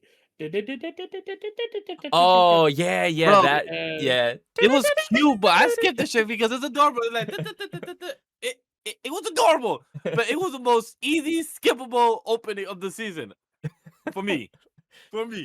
Skip. Opening. So as you guys can see, the series we're talking about the easygoing territory defense by the optimistic lord. This is one I think, along with like Hell Mode, which we'll talk about later. Like this one was one personally I enjoyed a lot more than I thought I was going to. Same. Because like going into, I'm just like, oh, this is like isekai slop and just, yeah, which I mean, kind of it is still. But it was. Yeah, but like I feel like this one still did have some charm to it, like with like some of the characters. Just like the cast we built, and just seeing, like, I'm a sucker for it. I talked about this even on my stream, but I've talked about it on the pod too. But just like seeing how something starts and how it's like, we saw the village, or you know, the area he got put in charge of, and how run down it was, and how the people there were, and just like, so seeing that, and now seeing where you are now. I just like seeing how everything comes together. And then even in this series, it did take the time to kind of give more of the technical things. It's not just like, oh, we built this for this and that was it. Like I think of like the water system that they kind of went into like in a little in depth with and stuff like that, and how they set certain things up. I thought that was cool, right? So I do have a little bit of appreciation for this series in comparison to a lot of these other ones that we've kind of went through in here, for sure. So for me personally, I don't know if B is too high. It might be, but like I'm in like high C to low B for this one, honestly. If I'm gonna be 100%. Like depending on how y'all feel, like I would, like if y'all were saying B, I would be fine with B, but I'm in this range right here, like the low B to high C. I'll be honest, it is probably under Champignon Witch for me, but it is in the C tier. Okay. For me, it's high C. It's better than Champignon Witch. It's better than Noble for me. I'd say it's more enjoyable than Digimon core wise. Can't say anything for Trigun, but Easygoing was one that I would say is easy enjoyable. With Okay. Champion I and think Noble. I think it is for sure under Hana Kimi, but other than that, I'll take above like Like up in here. Champignon Witch if you really want to. But I'm cool with it's it right here. definitely up there. Yeah. You know, maybe All right. under Digimon, but I'm okay with that. No, I you mean, already I don't said, think. you said Yeah, it I was mean, over we can't speak Digimon on. already. I'm under Digimon. I'm cool with that. I don't really. I'm okay with that. Yeah, I'm good. I'm good. Right there. Yeah, right Which there. is Bro, higher. yeah, Like yeah. if you would Funny have that told. you said it was under it, and it was above it, and then you said, Yeah, I "Well, thought you he should did put say it it was under above it. Yeah. No, he did. He Hey, did. For the core. For the Hey. core. Yeah, for the core, And but this is we for the don't. core. Yeah, and for- this We is don't. for the But core, we don't bro. need to. No, We don't need to pay no. back. This We is don't need for to the pay back. core.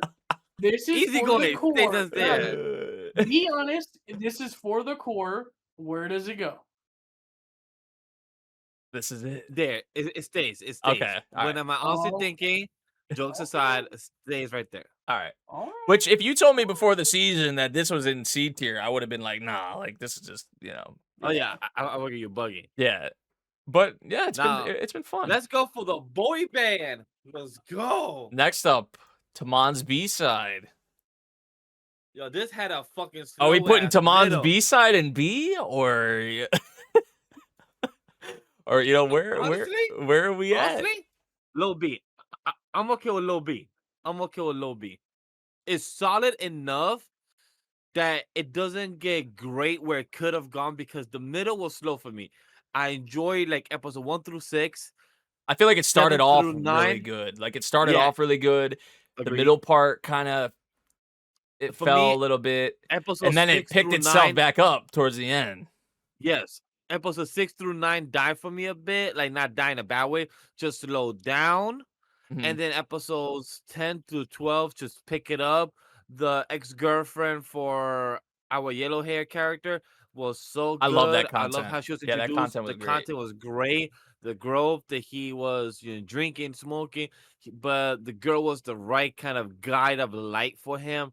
That was really good content. And the ending kind of pissed me off a bit where her kind of changing her mind like 3 times back and forth, choosing which one she wants to go. Yeah. But that's why I say low B. I would agree 'cause with it low has B. potential. It has potential. It has potential. I believe in it. I believe in it. Am I optimistic in this one? Yes. For this one, yes.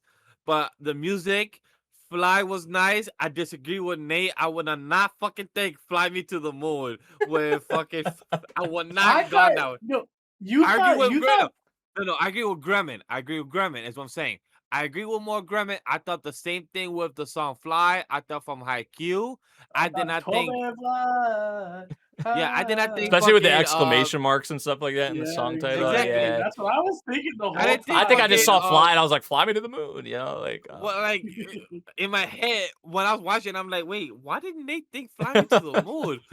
Why? I know. I Like, said it. It was before the performance. Like it's like when you saw the song title, I was like, "Oh, Fly Me to the Okay. Moon." Yeah, but the Yeah. performance Yeah, I was see nothing it. like a "Fly Me to me, the Moon" I type. was like anime, Fly, Yeah. boy band, Haikyuu. Like that's what it was for me, bro. Mhm. exactly. But I would say low B. Like I said, I feel like it Yeah. started off really well. I think of some of Graham, those you agree? moments where like, they kind of make contact in the crowd and stuff like that. And she's holding up the Tamon sign with the tears and just like some good character moments, like really towards the beginning. Like I would agree the middle part did fall a little bit. Not enough to like really change it, alter it that much, but like it did pick itself up at the end with, what is his name? Natsuki, I think, the blonde haired dude Yes. in the Memory. teacher. Yeah. Got it. Yeah, so that content I really enjoyed. Like I said in the pod, like that might be some of my favorite content, or it might be my favorite content with them in the series to this point. So yeah, it left off on a good note, I will say. So I would say low B for me personally. I'm in agreement. I mean, y'all said everything. It was a lot of fun early on. I did get a little bit. I understand where she's coming from, not wanting to pursue an idol, and like wanting to keep that respectable distance. It's like you are you are a civilian at the end of the day. You're not trying to mess with this person's life, and you have to be like super like you have to be able to separate the fan inside of you from the person who wants to be with that person, you know? Mhm. And I feel like she did a really good job of being like, Is this just my fanness? Or Mhm. is this that I actually want to be with him? I did get a little bit annoyed towards the end. It's like, okay, if she's quitting, I felt like if she was quitting, it was because she wanted to like say, okay, fine, I'm no longer working for you and I'm still your fan, but that's separate. I want to be with you, so I'm going to Dang, like that's pursue what a I thought was we relationship. were going. That's what I thought it was, and that Yes. wasn't at all what she was doing. Fuck no, she And doubled down with reverse them fucking mental gymnastics. not mental gymnastics. It's just it's really hard when you're like if one of us were like, oh my god, so and so, this popular actress, like, oh, she's so beautiful and I'm such a big fan, and then it's like, but actually, let's bang, okay? Like you're not gonna immediately Um, pursue that, you know? I I don't didn't know. meet, just saying, chat. I didn't meet my childhood crush, Selena Gomez. When I spoke to her, did my first thought say, "Hey, how can I swindle my way and become her to become her boyfriend?" Yes, because at the time she was single when I was working with her for the first season of Only Murders in the Building. And if you guys don't believe me, go check on her Instagram. I am on her Instagram in a profile picture. I mean, in a profile in I one of was her about to say pictures. profile picture. Yeah, Damn. and I know. I am in one You of her in there pictures. like Guys, just that, man. Crazy. you just gotta score like 4 years to go back type of thing. But I didn't meet her. Did I think, man, how can I swindle my way to become her boyfriend? Yes. But did I think I was realistic? Fuck no. And also, I had already a partner, so I can't really do that in that way. However, my scenario to you guys, would you say this is a similar scenario how Tom Holland, he wasn't a famous actor yet, but when people ask him if he had a crush on anybody and what was who his celebrity crush was, it was Zendaya, and they were not even working together yet for Spider-Man or any projects yet. But he did say that his celebrity crush was Zendaya. But then obviously they work in the same field of actors in business and everything. So then years later, obviously just now they just got married. So would you say they didn't work together as a housekeeper, but Tom Holland did get his girl. So in our scenario with our girl here, she could have stayed fucking out of the It's job, not at all the same thing. but she could have stayed It's out of the not job, even and kind she of the could have same thing. tried to just be his friend and maybe become together. But no, she fucking Nah, got forced to be rehired and literally work for him again. it's not even kind of the same thing because like they were both actors, you know what I mean? Like it's not even a little bit the same thing. It's like a completely different planet, especially with idol culture in Japan. It's Yeah, not even a yeah, little bit the I same get thing. it. I know culture would be crazy. Yeah, I know. But no, it was All a right. lot of fun. Solid But B. yeah. Solid B, chat. All All right. right, how about the Next fucking up, Kunan the dipshit Sorcerer. himself, Hunan? What do you guys think for this one? Scroll up a bit, Nate, so I could see where we have stuff so I could give you. See, I personally like easygoing territory defense more than Kunan. I'm not gonna lie. Kunon, I'll give it I think they're about the above same. Noble. I'll give Kunon above Noble. Yeah, I I don't think think. Easygo territory defense and Kunan are about the same for me. Okay. For me, I don't think it's like. I wouldn't say No, it's you're D right. tier, but I'll give it above Champignon Witch, right before TRIGUN. I did probably enjoy it more than Champignon Witch. Not gonna lie. But, Same. Did you enjoy it more than Dragon? probably not. Ours says right Okay. before TRIGUN. Yeah. But yeah, this series, I mean, Kunan was a bit annoying.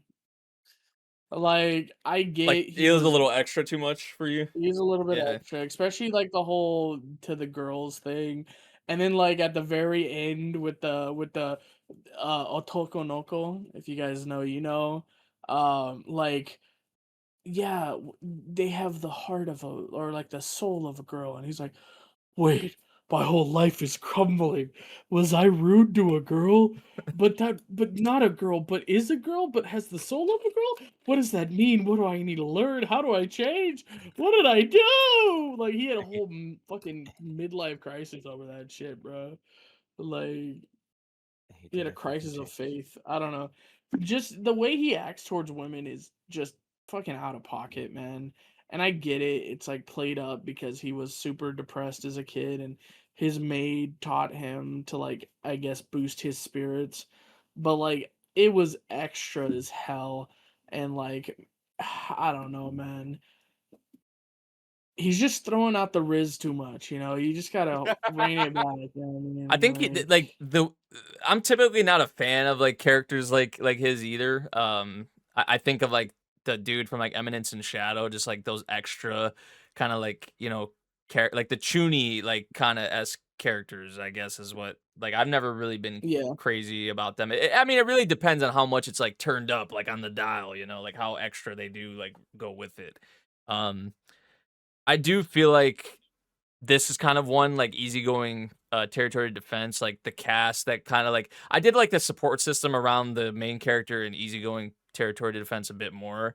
But just like some of the supporting cast around him, and then seeing obviously kind of how he was trying to progress with with his magic and obviously making his eyes and stuff like that, which Appreciate that, Nate. Thank you. He did the eye yeah. where Nick couldn't believe it that he was gonna get it done on the same episode, and guess The way what? that It happened was happened. really out of nowhere, though, because like we talked about that. He was just like, "Oh, I kind of forgot what my whole goal was, and like, let me do it." And then he did it, and I'm just like, oh, "Okay." Right there and then, knock it down Yeah. even before the end credits came on. Yeah, I did get a kick out of Kunan though. Sometimes I am with Grem. Like sometimes he's a bit much, a bit extra, but there were certain little bits I did get a kick out of, like when he would call like the other characters like certain names. Like he would just casually be like, "Oh, Master Blue Cheese" or whatever, and like stuff like that. And people are like, "Who are you talking about? Like who's Master Blue Cheese?" and stuff like that.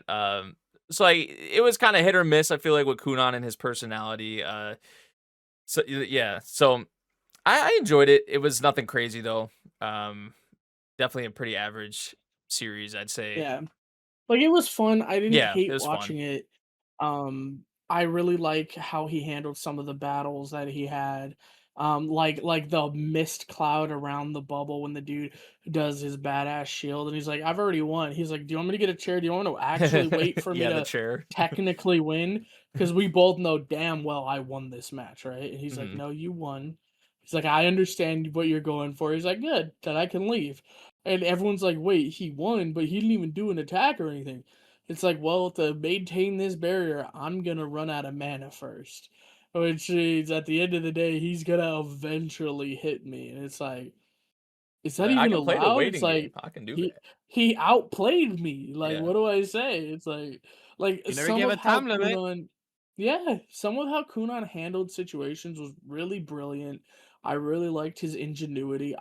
It felt like old Naruto, and I know Nate, you're not gonna get this, but like it felt like old Naruto. Like you had to outsmart your opponents.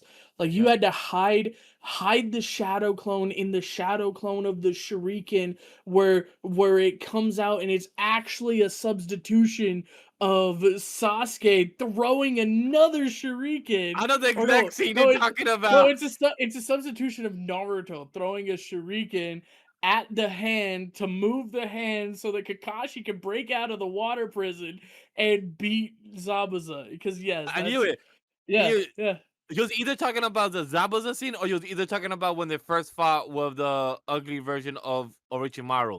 That was my Mhm. either or in the forest. So like he's either talking about either of those versions because they did almost the same moveset Yeah, it's literally until the you think giant Kakashi, and I'm like, shuriken oh, throw with never mind, Zabuza part. within the shadow, another shuriken which Yep. also gets deflected, but then there's a third one in the shadow and it's actually Naruto and you're like, "Holy shit." Like I bet you it that's like felt their moveset. Like, hey guys, let's do moveset number 1A, so yeah. they already know which one it is. But hey, that's a good reference. I agree with that one. I'm not gonna give any more thoughts about it on my end because you guys already spoke about it enough. And if you guys have watched our last 11 weeks of our coverage, we did mention it during our honorable mention as usual because Graham gets a little 3-hour spotlight during the CCAS. So It we was definitely like that. it was 10 minutes at most. All right, get off my balls. All right. All right, let's Next go to the up. one that I dropped, Yeah, man, this was. I feel like I and it said. got season 2. Yeah, I feel like this one I had like higher Easily. expectations like for before going into it because of like, I kind of, which is maybe partially my own fault It because was gassed up. yeah, The it was manga gassed up. The manga, like a lot of people were saying really good things about the source material and stuff like that. And I just feel like I'm watching it and I'm just like, I ain't seeing or feeling what I guess other people are feeling, and maybe that's an anime thing, but that's what we're judging this off of. We're judging it off of what the anime gave To us. be honest, And the anime was pretty good in terms of like content with the manga. like adapting It's it. just this is just the beginning part, and like it's like setting up the characters and stuff, and Yeah. like their dynamics are being fleshed out. I'm gonna be honest, I kind of dropped the manga around this point too. Like I don't know if there's better later. It's just that I felt like I wanted to know more about this mystery faster, no. Yeah. Like I want to know. I mean, that's the vibe I had like from the beginning was like after watching a little bit of it, I'm just like, oh, they're gonna take forever. They're gonna do like a quintuplets, right? And Yeah. like take forever to kind of reveal. It's gonna be the Yeah. last chapter, and we're gonna be like, oh, okay. I Yeah. guess. Yeah. Which this one for me too, like I feel like It was fun. It just wasn't. yeah, there was like, like you some were a nice little too moments hyped for with it. some of the girls. Like there were some nice character moments with them and stuff like that. But I think on the 4 episodes. Wait, how many episodes did I watch? I do like how the MC yeah. like supports them and stuff too. I do like. I mean, the mystery aspect is interesting. It's like probably the reason why I watched it the most. Honestly, was that aspect. On the 4 episodes I watched, I gave it a 7.1. So technically, a low C is what I gave it. Yeah, I personally wouldn't put it in B, but I would definitely. I can't put it any lower than C. That's probably where I'm at with it. I agree. Yeah, Graham, since you're the only one that actually completed it, where would you put it? I would put it under the noble reincarnation. Okay with that. So cool with that bottom too. of C. Yeah, I'm cool with that too. Because I don't know that other series. So if you want to put it above that, Which one? The case book? Chain Soldier. the only case book of Arne or whatever. I mean, Oh no. Wait, what's the final? Oh, that's Chain Soldier at the bottom. My bad. Oh, okay. Yeah, so if you want to put it above titties or not, that's up to you. I'm cool with it right It's there. definitely at the bottom. Yeah, of I'm cool that, with it right so. there. All right. Moving on, we got Hell Mode. This is another one, much like Easygoing Territory Defense, that I enjoyed a lot more than I thought I was going to. This is another one I kind of wrote off. I didn't have really high expectations, at all. This is the one, guys. I want you to understand that this is the one that Miguel said he wasn't gonna watch. That Nate said he was only gonna watch it because he watches stuff at work. And this is the only one that I said I was gonna watch. I love how And by I love how the end Graham giving of all the this- reasonings. And by the end of this, they were both watching it, and they're both okay with it. So And season 2, guys. Yeah, Core season 2. coming out Yeah. this summer. So I think we're back for it. The thing I appreciated the most about this one, and I've talked about it a lot, so sorry if I'm repeating myself, but I think it's just how it kind of the family aspect of it and building kind of the home life and just what his family means to him, and it didn't feel empty, it felt like he actually genuinely cared about his family and wanted to get him out of this kind of status that he was in. Obviously, while we were seeing him develop his, skills and his stuff with the summons and all that, we were seeing that, which I do like how they go into a lot of the little specifics with it and how it all works. And still a little sketchy though in terms of how he got the appraisal ceremony type thing at the that was a funny thing, but I think so a lot of this, and I feel like for me, I'm gonna have a little bit of a different opinion Little on this bias. I read Yeah. I read More the light bias. novel. I'm gonna be biased low, not high, Oh. believe it or not. because I don't think this is a good adaptation of the content in the novels. Oh, you started from the beginning. Um, You didn't. I started from the Oh, beginning, okay. yeah. So, I really like how the power system is fleshed out in the novels.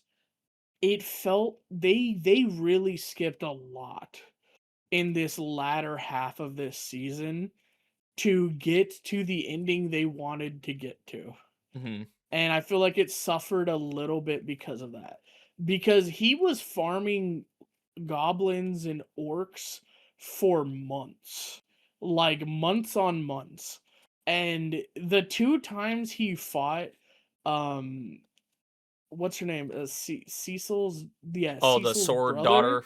Or Yeah. Not the sword daughter. oh, okay. Not Corinna.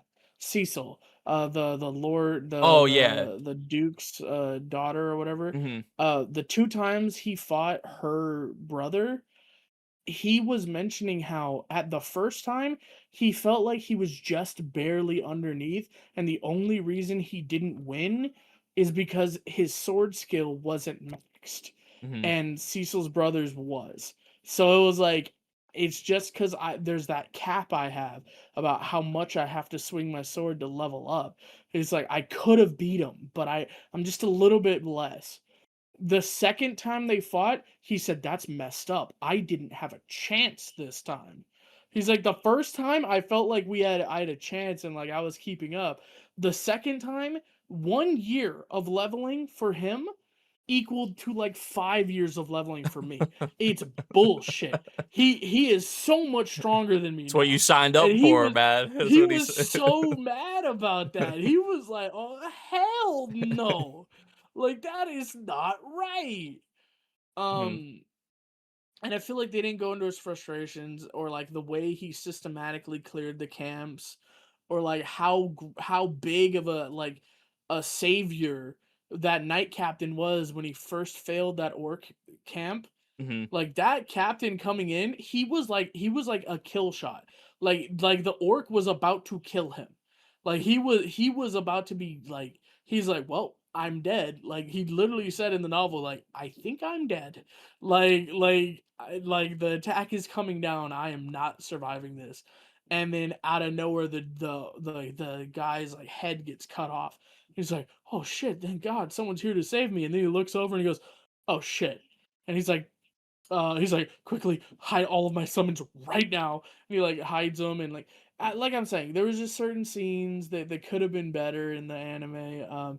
And this is just the typical light novel reader bias shit. Like they didn't do the thing right, and I know that's what it is, but like this was like a C to me. I would say towards the But top of C, probably person, or maybe around the same as like easygoing territory defense as Yeah. well. Like you know, But like the thing is, like if I'm talking about the novel, it would definitely be like a B, maybe even an A. But like Mhm. we're not. We're talking about the anime, so it's Yeah. definitely lower. And that's kind of where my bias is. It makes me put it a little bit lower than, because like you guys were talking it up, and I was really impressed that you guys liked it that much. I felt like the CG on the monsters was really ass. Oh yeah. The Murder Galash, which is such a stupid fucking name, by the way, which is where Bash got his nickname, or not Bash, Mash. That's where his name came from, which is Alan's kid brother. But like, that monster looked so bad, Yeah. like so bad. Like the ants didn't look bad. Like most of the monsters didn't look bad, but that Murder Galash was horrible. Like the CG was jarring. It just didn't work. I don't know. Like I said, I have these opinions because I'm a novel reader. I read the novel. I was really interested. I like summoners, and I really like the power system. I like that he doesn't have these OP summons. Mhm. It's that they give him stat buffs, which make him They all be have their able to own like like kind of stand up. yeah. They all have their own kind of like purpose and stuff like that. Yeah, Yeah. which is really It's not interesting. like And he just like it, kind of uses them and then takes like a back seat. You know, like right. And like I will say another thing that kind of upset me about the anime adaptation is he went a lot more into detail about like their abilities and how he used them, and like he was a lot more like clever in the novel. And in this it just feels like he's just doing things to do things. Mhm. Like Spider, go do your web at him, and it's like use string shot, Caterpie, like shit like that. It felt like a dumbed down version of the novel. Mhm. And like I said, I'm just biased because I'm a novel reader. You know how it is. Novel readers are always like, well, actually, in the novel. Yeah. So I'm a little bit biased to put it a little bit lower, but how about you guys? Where are we putting it for y'all? For me, I mean, I'm high C. Low B would probably be the absolute highest I'd put it. But like I said, I feel like I'm around the same as like easygoing territory defense. I would probably put it like I feel like these two are like interchangeable for me. Like I probably I enjoyed think easygoing a Easygoing little is bit. above it. Yeah. Like I enjoyed easygoing probably tiny bit more. Oh, I think Kunon's higher than it. That's what I'm saying. That's what I'm saying my Oh bias damn. down Yeah. is. You know what I Yeah. mean? Like, and that's because of the novel, right? Mhm. So I understand that. So I kind of defer to you guys where you want to place it specifically. What would you but say? What would you say, Vash? I'll put hell mode over easygoing. Okay. So two of us are below easygoing. You're a Well, I little mean, like I outnumbered, said, I'm but super biased yeah. though. So Yeah, I mean, I would put it below easygoing personally as well. So Then I'm okay with stays yeah, there. but they're all right. close from the anime wise. Yeah. Um, all right. Next up, we have I think was one I only watched. I think Neko may have watched it a little bit of Neko it. definitely watched it. I Yeah, don't remember. Vash, did you pick this one up? watch it all away. I was trying to. I just Yeah, never found the time to get it done it's and watch it together. it's a nice time. It's just one of those series you can kind of relax to. Nothing crazy. I think the setting is really nice, and there are some nice character moments and dialogue and stuff like that with the different people that Kinmei like meets and stuff.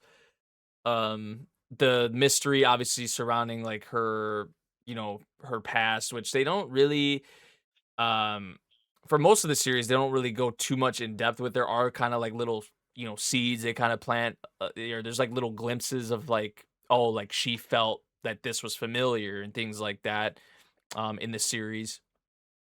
But it was nice. It was a relaxing time, kind of just one of those like healing series you need per season. That's kind of what this one was for me. And the only little thing that irked me a bit was how they were trying to like hint at or like this romance between her and like the high school boy and stuff like that.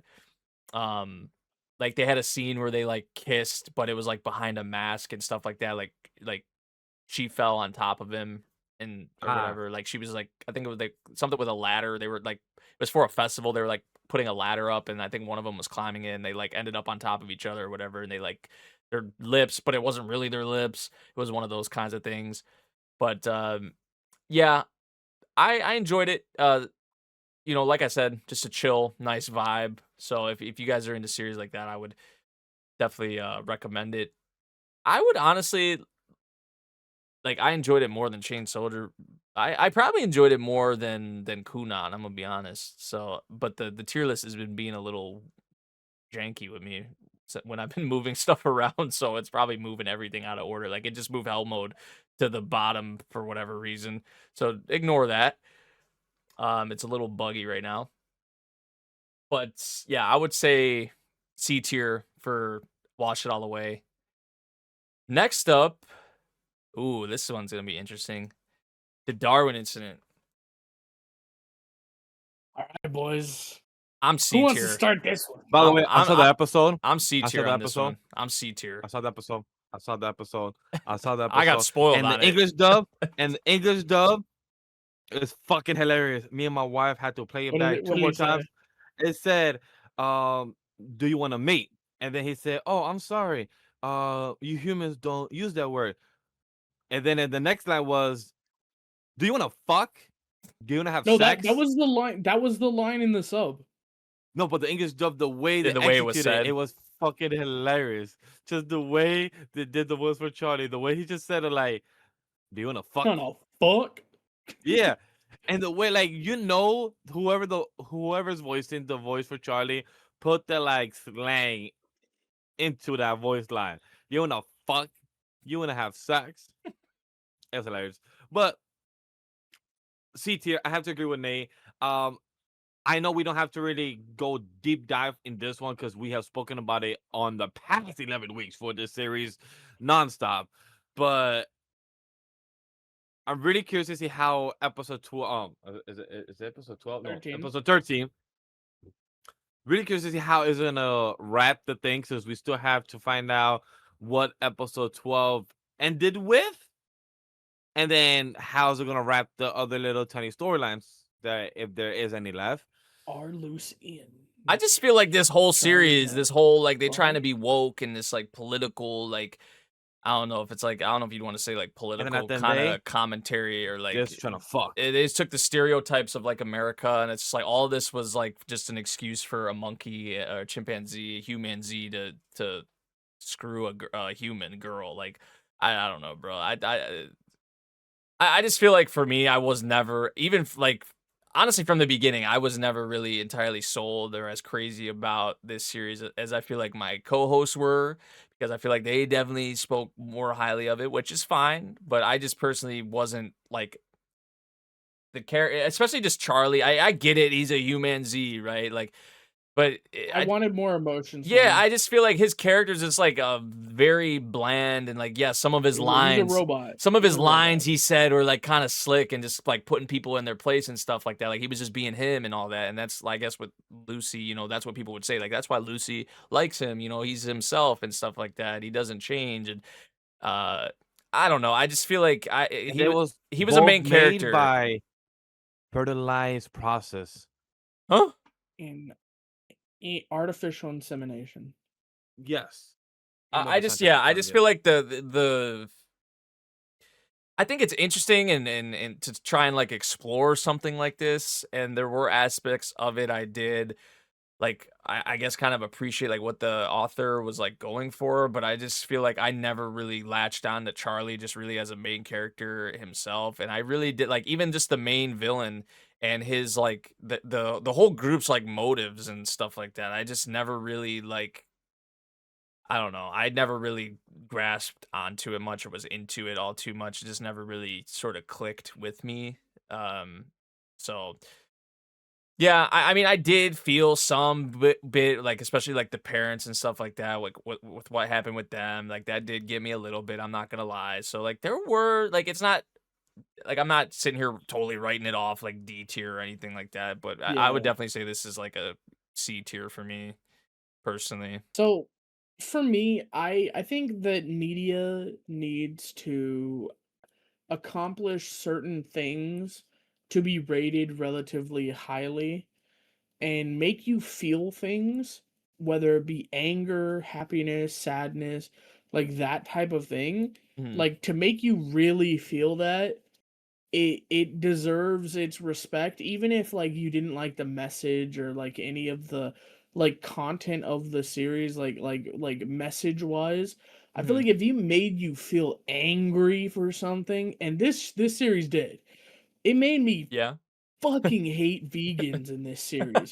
Not like IRL vegans, Yeah, like, yeah. do you know, vegetarians or whatever, do The way they you. made him I come respect across it. in this But this is like it pissed me off so much how it was portrayed in this show.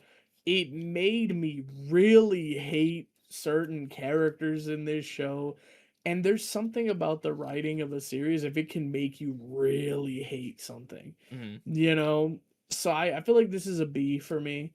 Um like because like I don't think it's good enough to be an A or an S, right?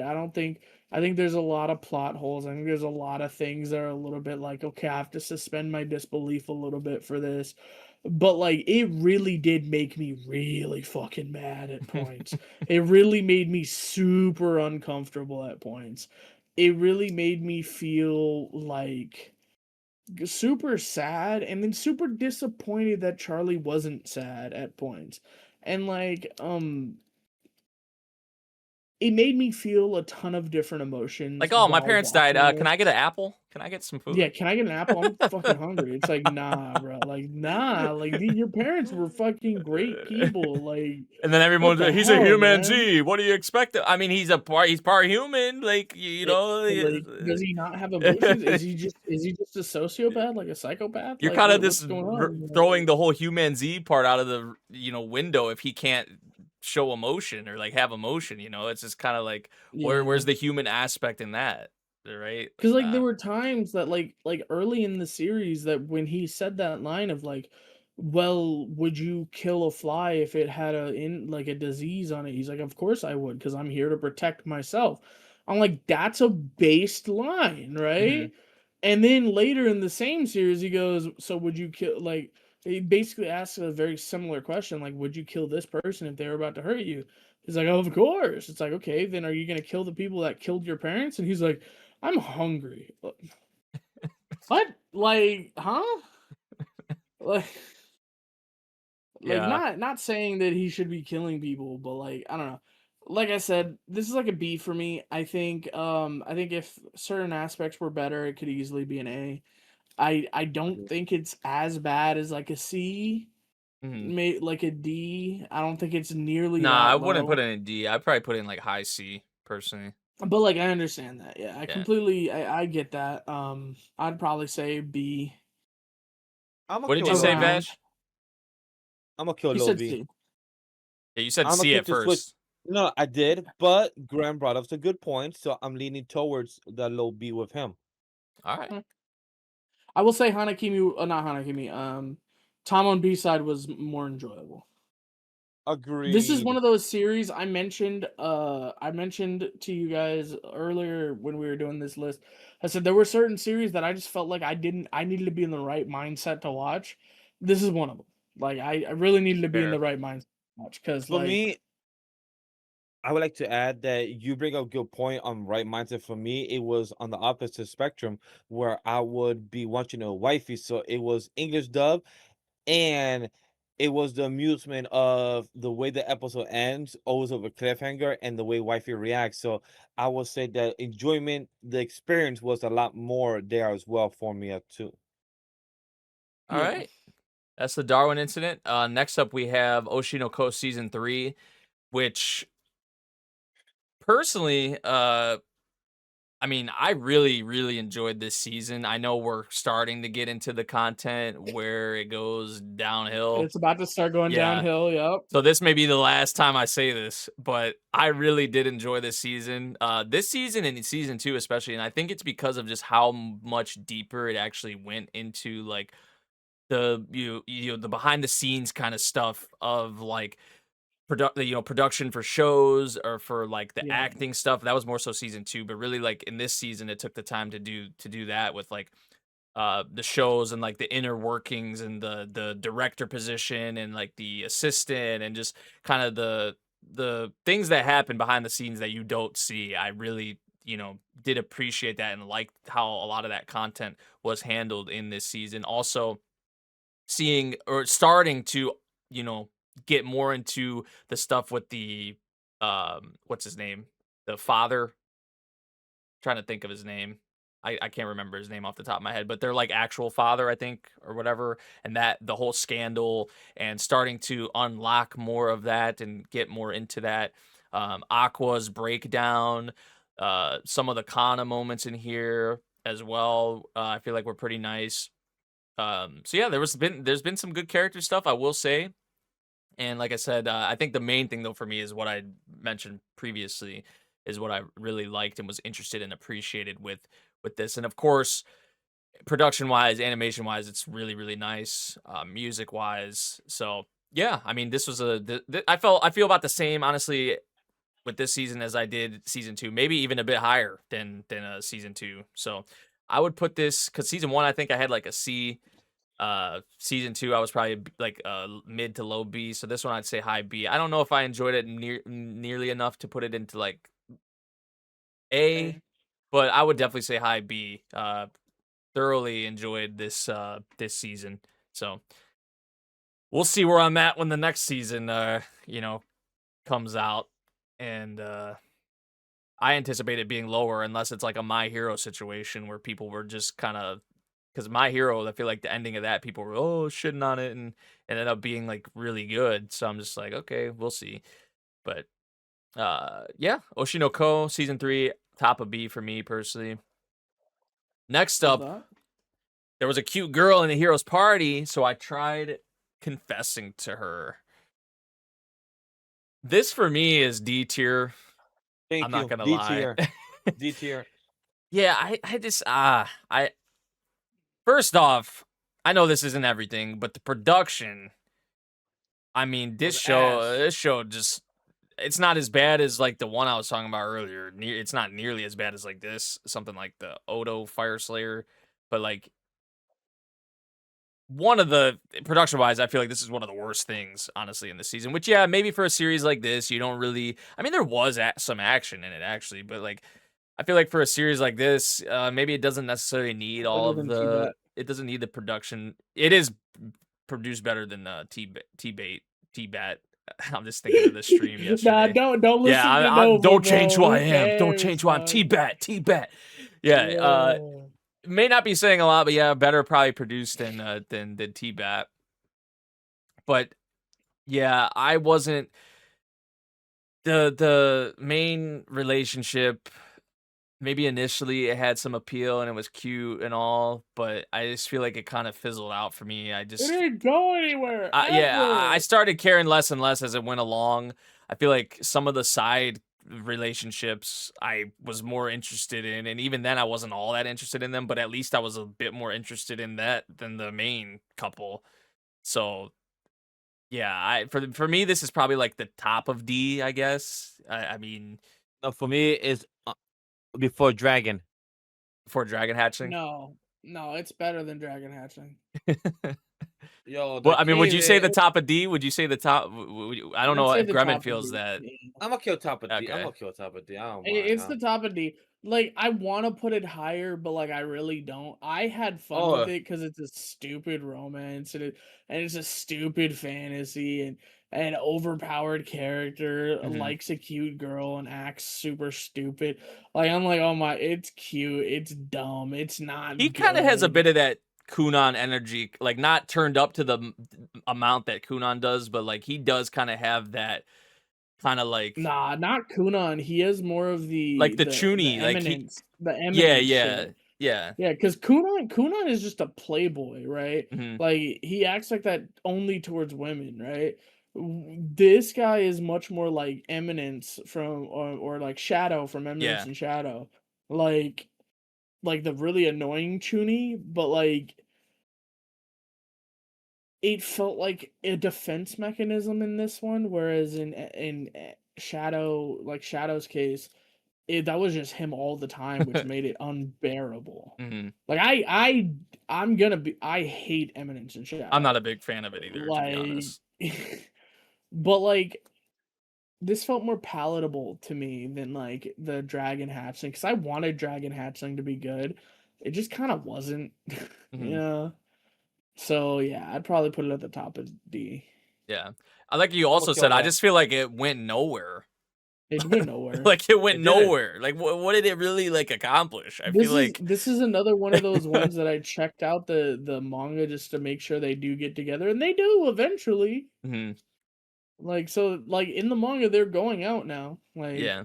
it's just in the anime it's like, oh, In chat, man, we still have it's- one more episode before the season ends, and I'm not like I was close to dropping it. Like this series and Champignon Witch was two of the series that I was gonna like just drop midway because I'm like, you're boring me. You're whack. Yeah, I mean, this one I can't really blame you, honestly. But all right, next up we have the Demon King's daughter is too kind. Put it in C tier and Yo. let's drop it. Let's go. Let's move on. I'm kind of glad to see this. Like, you know, I'm kind of surprised, right? This has a 71, like on AnyList. You know, I thought people would be more like a little hard. I mean, 71 isn't crazy, but like I don't know. I was expecting it to be lower. Honestly. I think 71 is appropriate. It's a Yeah, C. yeah. It's like It's the most yeah. C tier like anime of this season, honestly, probably. Right. Like it's super adorable. It'll make you smile. It'll, you know, I feel like You'll you'll play always it have on a nice 2 times time. speed for Yeah. the last 6 episodes. You'll have a nice time with it. Although the content, I will say, like on a more serious note, with the mother and stuff like that, I did like that content quite a bit. I'm not gonna Yeah. lie, I loved that. So like it had some highlights for me. I was always smiling, always had a nice time with this one. It's kind of like in the same vein as like Wash It All Away. Like it was just something. It was like one of those feel good series for the season. So I don't know where like you guys would want to put it, or like me and Graham, I guess. I don't think Vash watched it. Yeah, But the more you guys, yeah, duels.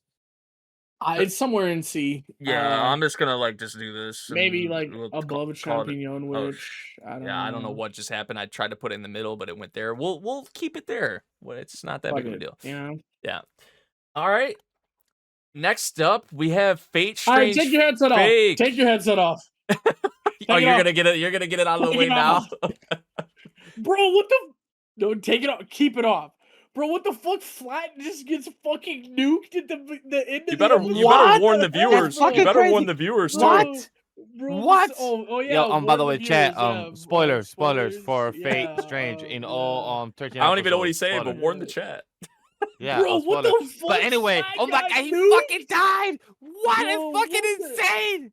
What the fuck? Bro, they just took out Flat like out of nowhere, bro. Like, What? like we're in like the whole episode. And I'm sorry if I'm not talking about the series in general, but like, bro, that final episode, man, all the Richard shit with like looking back at the King Summit, and he's like, "Oh, yo, you can't shake my faith in Arthur. I really loved Arthur. Like, I know that she wasn't perfect, but like, I still believe in her, and I want to use my wish for her. I want to use my wish to make her dream come true." And it's like, oh shit, like he really is a fucking real one. And then he comes out and he does this badass shit. Then we see the vampire sit there and push the little girl to the end, to the edge where she makes this horrible wish with her command seal. And then you see the watcher get super pissed off, like the assassin boy, and just Omega, whatever her name is, and just fucking kill her parents, because they're like just the whole episode was like banger, banger, banger, banger.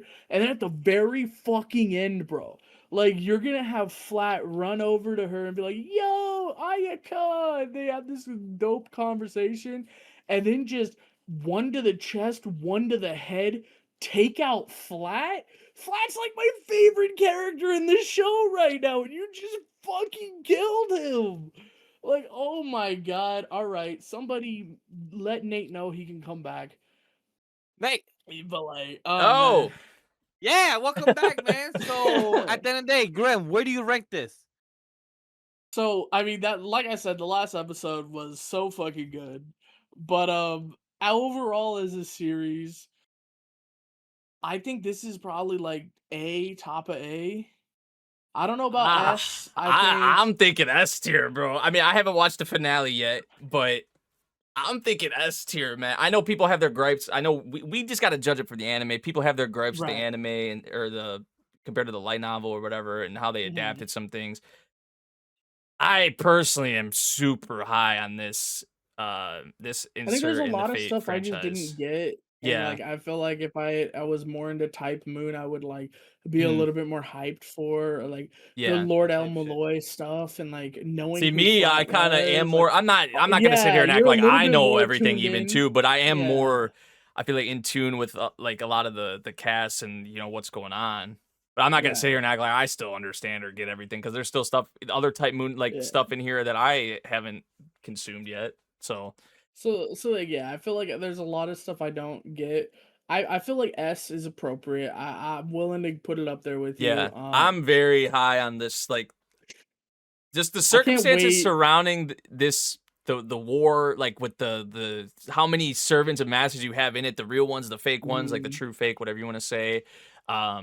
So many awesome like character dynamics, and like just obviously A Fate lot of is, the characters, how they bounce off each yeah, other. yeah, exactly, And and just like Flat kind of being a badass this whole season. oh yeah, Flat like, was oh great. my god. Flat was great. And Ayaka also, like her kind of progression, I feel like with Mhm. Richard, and just obviously Gilgamesh around, and just Right. like the police force and John Strange fake and just Oh yeah, dude. John Strange fake, Yeah, by the way, bro. the Yeah. goat, bro. Yeah. Like Oh my god. it's just so many.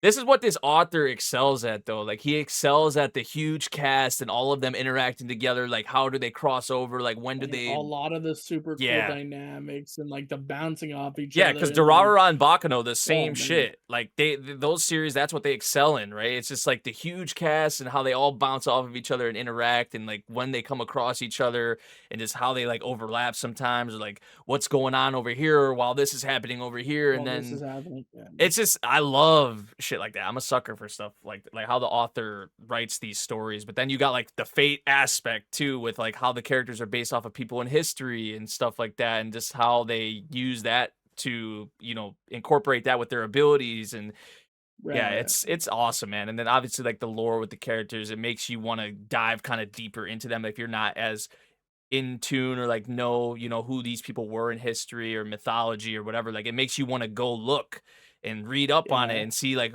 the kind of people that they were, or like how they were in mythology and stuff like that. So Or I mean, like that's just been a one thing with of Fate in general. But yeah. One of like my favorite moments of this entire season is once we finally get Richard, like the name drop of Richard the Lionheart, mhm. of me sitting there pausing the episode going, why do I know that name? And like messaging my dad, like, why do I know the name Richard the Lionheart? Like, and he sits there and goes, oh, because it's a King of England. And I said, oh, so he's probably a fan of Arthur and stuff.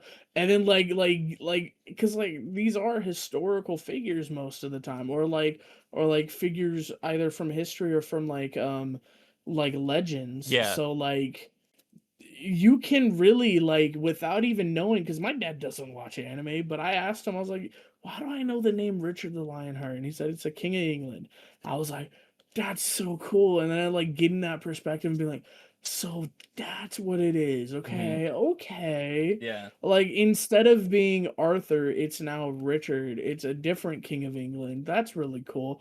A King of England after Arthur. It was like, okay, like, and it kind of like, I don't know, I always enjoy that aspect of Fate, of being able to be like, why do I know that character? Or like Ryder, for example.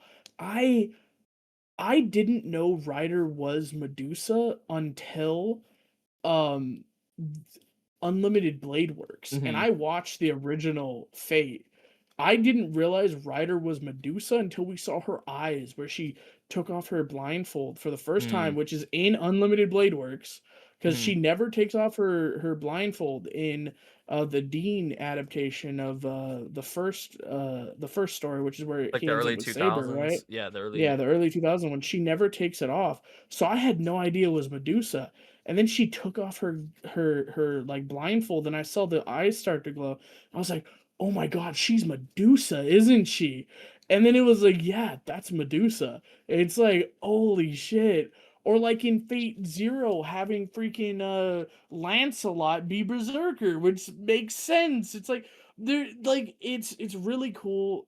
That's one of the aspects of Fate that's so awesome is that, Yeah. like if you Always. know like history, or if you know legends, or like if you've read things from like the past, like if you know anything about our like our real life history, you might know who these characters are. Yeah. Then again, you also might not. Like, how am I supposed to know that what's her face is Ishtar? Like, I had no idea. And then Neko's like, nah, we knew this was Ishtar because of this series. I didn't watch that series, bro. Damn. So like man, I feel you. I would probably personally put this in A, Mhm. but I'm completely fine putting it in S. I'm gonna pull a yaw. I think I can speak for Neko and say that she would put this in Yeah, S tier. fair enough, bro. But Hey man, yeah, if you believe it, I believe in you. great series. Production wise, obviously, it was one of the highlights, better things of this season too. Oh, I So mean, come on. yeah, Dude, yeah. does Fate ever miss? Right, exactly. So I would, yeah, S tier for that one. Next up, we got Sentenced to Be a Hero. Speaking of S tier, I not this one. I think yeah, this is an A. yeah, I was gonna Because say the A. mid part. I was gonna say A. Yeah. And I feel like A for like what we've been saying The is like prequel. It's the prequel. yeah, It's like it's the like a prelude, prologue. the Yeah. prologue, yeah. That's impressive as hell, to be Yeah, honest. because really a lot of this season did, introduce the heroes. You're building the group.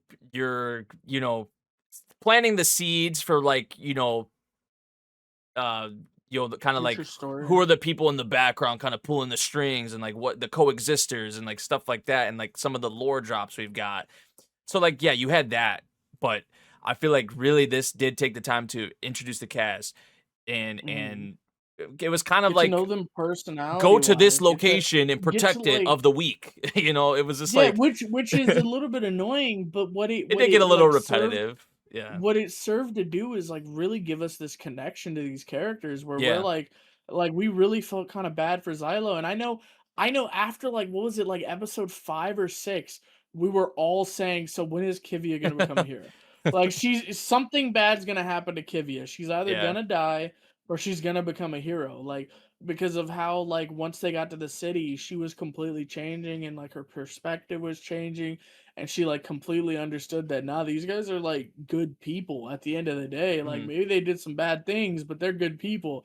Like especially Xylo and the way she was feeling more comfortable with Xylo and like no, Xylo's a good person. Like he could easily be at the head of my company and I wouldn't mind it.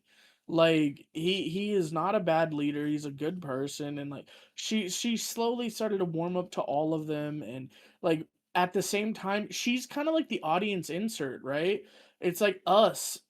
We're kind of seeing this story through Kivia's eyes. Like we're seeing these characters and like we have a little bit more of a third person omniscient view because we see the past and stuff like that. But like we do kind of see the story mainly through her eyes. Like meeting these characters and starting to understand their personality quirks and like how they bounce off of each other and stuff like that. Mhm. And then eventually we kind of like I guess symbolically we're sentenced to be a hero along with Kivia, right? Because we're put in and then we're locked in. We're ready for this.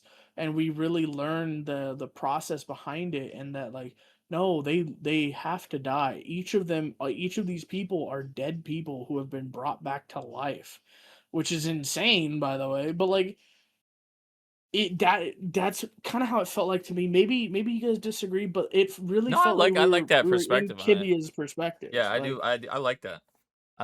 So yeah, Especially her with just being like at this point, right? Just being a normal kind of human, like yeah. yeah, she hasn't. I do like that that kind of like perspective on it. But yeah, I mean to say the kind of like the prologue of sorts was like this good. I feel like says a lot The about only this series. the only thing I can think with a this strong of a prologue, Vinland Saga. Vinland Saga, the end of the prologue. You Yeah. knew exactly where I was Yeah. going, bro. Yep. Like it's a Vinland Saga level. Mm. I do think Vinland Saga the prologue would be an S though. Yeah, S So tier. it's not 100%. nearly it's not the same. This is probably the closest thing but in recent it's memory. close. Yeah, 100%. I would argue like and I'm a massive Bookworm fan and as you will hear next season. Next week you will hear Anytime me, he gets alright? opportunity. I don't think Bookworm had nearly as strong as an opening like prologue, which is part 1 and part 2, which is what the anime has covered thus far. I don't think it was as strong as like this prologue was. And that says a lot. And I That's in love yeah, with Bookworm. Like oh. What do you say though, Vash? What do you are you in agreement on A tier? Are you here? No, I'm here. I'm just. Bro, you need He's a pondering. standing He's desk. pondering. I Yeah, he just does want need you a to standing know, desk. You need the desk that goes up with you, you know? Oh, trust me, I do. I hella agree with that. Because But we're just seeing your crotch. Maybe tilt the camera up, bro, or something. I don't know. No, he just Hey, wants to show the awesome. oh, the Miz, awesome. 'Cause My boy I'm wasn't the doing the show. Miz, And and look, I'm awesome. Don't worry, we made those jokes also in Weeb's Lounge. However, I have to agree with A tier, but like, if it wasn't slow in the middle, I would have given it S tier. Like, if it wasn't slow in the middle, a bit like those 2 episodes, or like the one episode I think that was very slow, I would have given it S tier, but definitely A tier, 100%. Yeah, if it didn't feel so episodic, right? Yeah. Like, because yeah. it really did feel like you said, a save the monster, like save the town of the week, or Yeah. destroy the demon king of the week. It really Mhm. felt like that for a little bit. Yeah.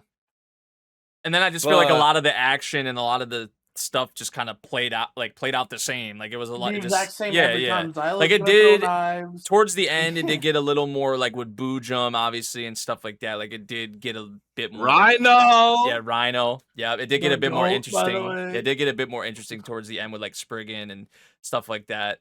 But yeah, I feel like A tier is appropriate for Sens to be a hero. So Yeah. yeah, good stuff. Very good stuff. Next up, we got JJK Season 3 Part A 1, tier. The Calling Game. A or S tier. A or S tier. See, I don't think I could put it in A, man. I don't think I can put it in S. top of B. I could low A. I would like if depending on how Grem is. Like if he's saying A tier, if he's adamant about A tier, I'll be cool with it. For me, I'm saying like the top of B, because I feel Let me like see what's in A tier. Let me see what's in A tier real quick. Oh yeah, A for sure. Cause there's only 3 of them. Low A or above the first one that they're in A. But I'm gonna kill A. A for sure. I feel like You know for me, what? it's just like content wise, like I don't know. At least for me, like yeah, the way I think the way the Calling Game was set up, right. cool stuff. You know, the Maki content, one of the biggest Right. highlights. The Fushiguro shine, but I feel like content, like character writing wise, Bro, and we are development. Utah as well. We had the 3 episode of explaining the Okay. rules. Okay, I was about to say, as much as we want to talk about how good that is, there was an entire episode where the whole screen was white and they No, just you know what? said the rules. I'm thinking about it Like- more, and I might agree look, on A. look, I might agree on look, A, because I'm thinking about Higuruma look, now. look. I'm thinking about Takaba. I'm thinking about the Maki stuff. I'm thinking about Utah in the last 2 episodes, Yeah, bro. He was destroying a cockroach like no tomorrow. I wish I was him. Instead of destroying cockroach, I was destroying Jerry's. If you know, you know. because like season 2, I would probably say was like an A for me, like the Shibuya stuff, and like I don't think I enjoy this part 1 as much as Shibuya, but I would be cool with low A or high B. But remember, this is part 1 Yeah. of the Calling Games. This Yeah. now the full arc being adapted. Like the This is only Higuruma 2 stuff, I comics. loved, man. Like that, like Oh my God, he the made a speech? strong impression on me, like for sure. Oh, he was Higuruma did. good. Yeah, Trust me. Yeah, lucky the way I read this during this arc, my boy Gidget was in a rush. We got 8 chapters. Oh, sorry, 8 chapters. We got 8 pages sometimes. Sometimes we didn't even get the art being done yet. So you Chicken gotta guess scratch. what we're getting. It was just scratch art. It was tough. And lastly, Graham, you had 1 episode of the rules. In the manga, we had almost 3 to 5 chapters with the rules. they did the and best they explained could. Like throughout. we talked about They that. did They did the fucking best fantastic. in comparison to probably what other series in explaining something of this like magnitude. I feel like the way they visualized it was probably the best you were gonna get. Yes. Which yes. you know, the fact it was the whole episode is still like I get the kind of complaints about it. I mean, I feel pretty Like I said, similar. that episode alone means I cannot put this in S tier. No, This I don't was think I don't want to just- put it in S tier, but I I'm would okay be with good A. with A. I would be good with A. I'm okay with A. Honestly, sure. I'm good with below in the clear moonlit dusk. Nah, I don't. Nah. Way better than that. She's way better than that. I feel like it's either I- like the you tippity can't- top you of know. here, or it's like this. I can't really speak for Love Through a Prism, obviously, but Yeah. y'all I'm cool okay with with A for that. I'll yeah. be honest, alright. I'd put it above love through a prism. Okay, All right. all Love right. Through a I'm Prism. good with that. That's perfect, actually. In my That's opinion. perfect. Looking beautiful right there. Yes, sir. All right, next up I we just knew got. it was an S. Yeah, I was yeah. gonna I'm okay fight with I agree tooth with and that. nail I'm okay with to that. not be S. I agree with I'm that. okay with that. I agree with that. All right, Journal with Witch. I want to hear Nate. I want to hear because I know. So if you I guys want to don't say know, S. I want to say S so bad. I when we I did really Hot do. or Flop, when we did Hot or Flop, I remember Nate came at me and Neko about Yeah, this because y'all were series like, "Oh, after it's the fact. depressing. That's why I can't put it high." I'm just like, I don't know. I feel like that you can't diminish or fault the show because of that. Because like y'all acknowledge like like the writing and stuff is good and the content like content wise is good, but you're just like, oh, it's depressing and it's tough to watch or I don't want to watch it sometimes. I feel like you can't. That's me. That's what I said. I'll be. Yeah, like that's I what feel like said. I feel like you can't like let that affect the ranking or the rating of the show. But that's just me, that's just me personally. Because I feel like that's not really like the show itself in a way. I don't know. Like that's just kind of like your feeling. Like Yeah. I don't know how to really put it into words or like how I really exactly want to say, but like I said, I just feel like it's not fair to kind of be like, oh, it's depressing or whatever. That's why it kind of takes a step down for me because I don't think I haven't seen it, y'all so I didn't can't say put it in anything. recommended. Y'all put it whatever below recommended was.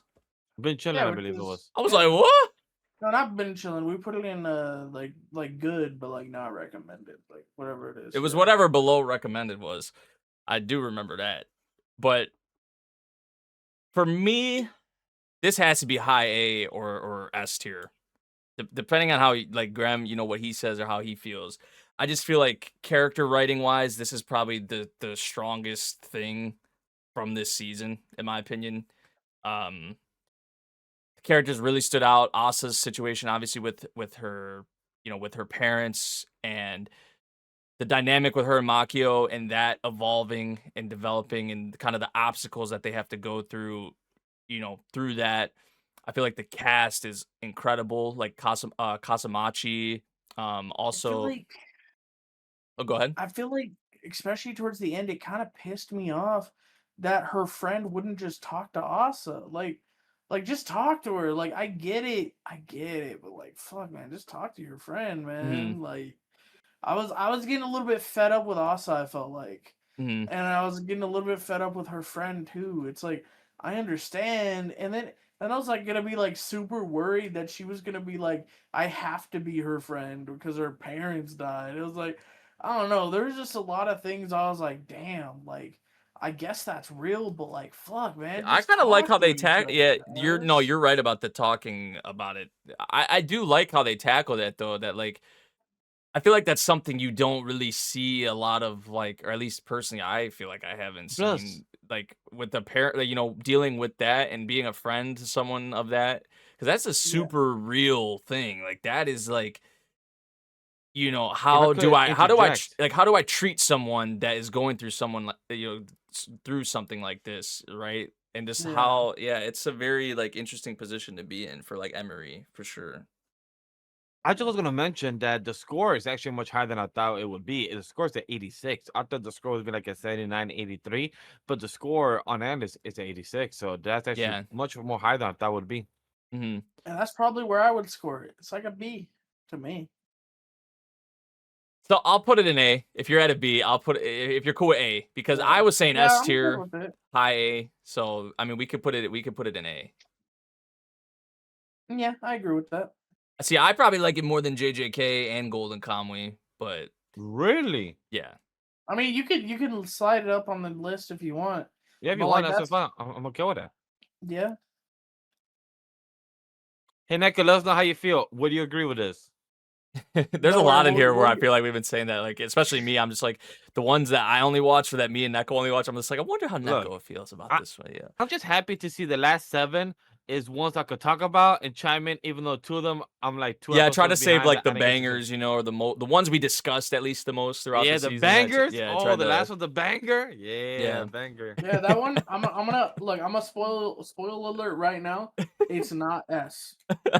Well, we'll get there soon. We'll We'll get get there. Next up, we got Fire Force Season 3 Part 2.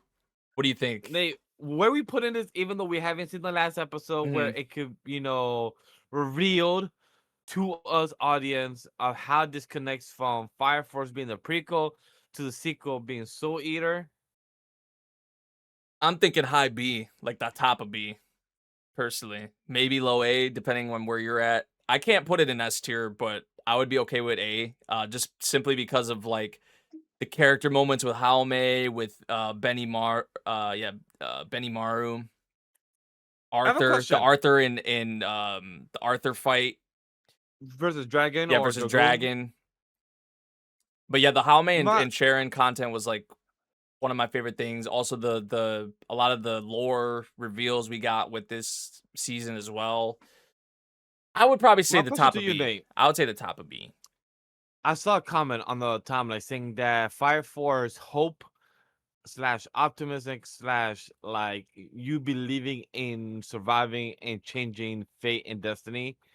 I saw somewhere in the timeline saying that it's so similar to Fairy Tale version of Power Friendship. I can't speak on And I Fairy saw Tail. that. Wait, you haven't seen Fairy Tale? No. I feel like every time I'm it's like actually surprised Naruto, you don't he know hasn't this. watched. Fairy Tale, he hasn't watched. You know what else? What I'm else is so there? surprised you didn't know that because the biggest two things that Majin wants him to watch are Fairy Tale and Magi. Like, so I thought it was gonna be Naruto and Fairy Tale, but hey, Magi, Nah. I do get Fairy Tale, I no, do get, but damn. Naruto is me and Miles and Neko. And me too. Yeah, because I also want him to watch Naruto. But overall, the comment that I saw that it was a Fairy Tale Power Friendship is similar to how Fire Force is ending with the power of hope, of optimistic, of you believing that you get to change fate and destiny. Mhm. When I saw that comment or post, I'm like, fuck no, it's not the same because there's difference. Hope is Yeah. supposed to be No. Fuck no, it's not the same. Because in Fairy Tale, she had her pain sensor set to 1,000,000 and she had broken bones and shit, and she won a fucking fight. It's complete bullshit in Fairy Tale. Sorry, go ahead. My bad. I apologize.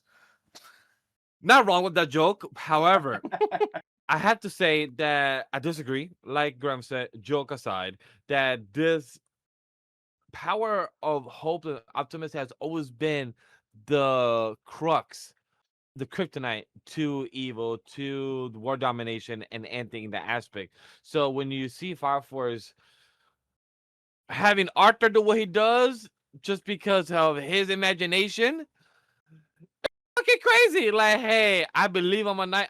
I believe I was given this to become Excalibur, and I'm gonna destroy you because I can, because I believe, and I have no air in dark space, and I can't breathe. But hey, I believe I can, so I will. It's the logic of fucking Fire Force. However, to wrap this up of my quick rundown of what Fire Force and the jokes aside of it with the similarities with other shows, I have to give it a low A tier. It has been shocking me in where it can lead to, and it's been very enjoyable to see how it comes to full picture.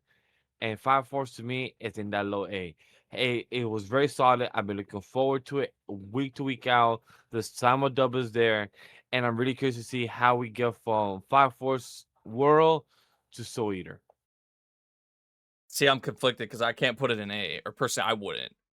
But I would say like B. All right, I'm okay with low B. Would you no for like the top of B maybe like Yeah, top B. because I probably B. do enjoy Oshi No Ko like a bit. Actually, I don't know. They're probably about the same, honestly. Just because of, like I said, the character moments we got in Fire Force, like I name dropped a bunch of the characters. Even the Ogun guy, like the stuff with him was cool.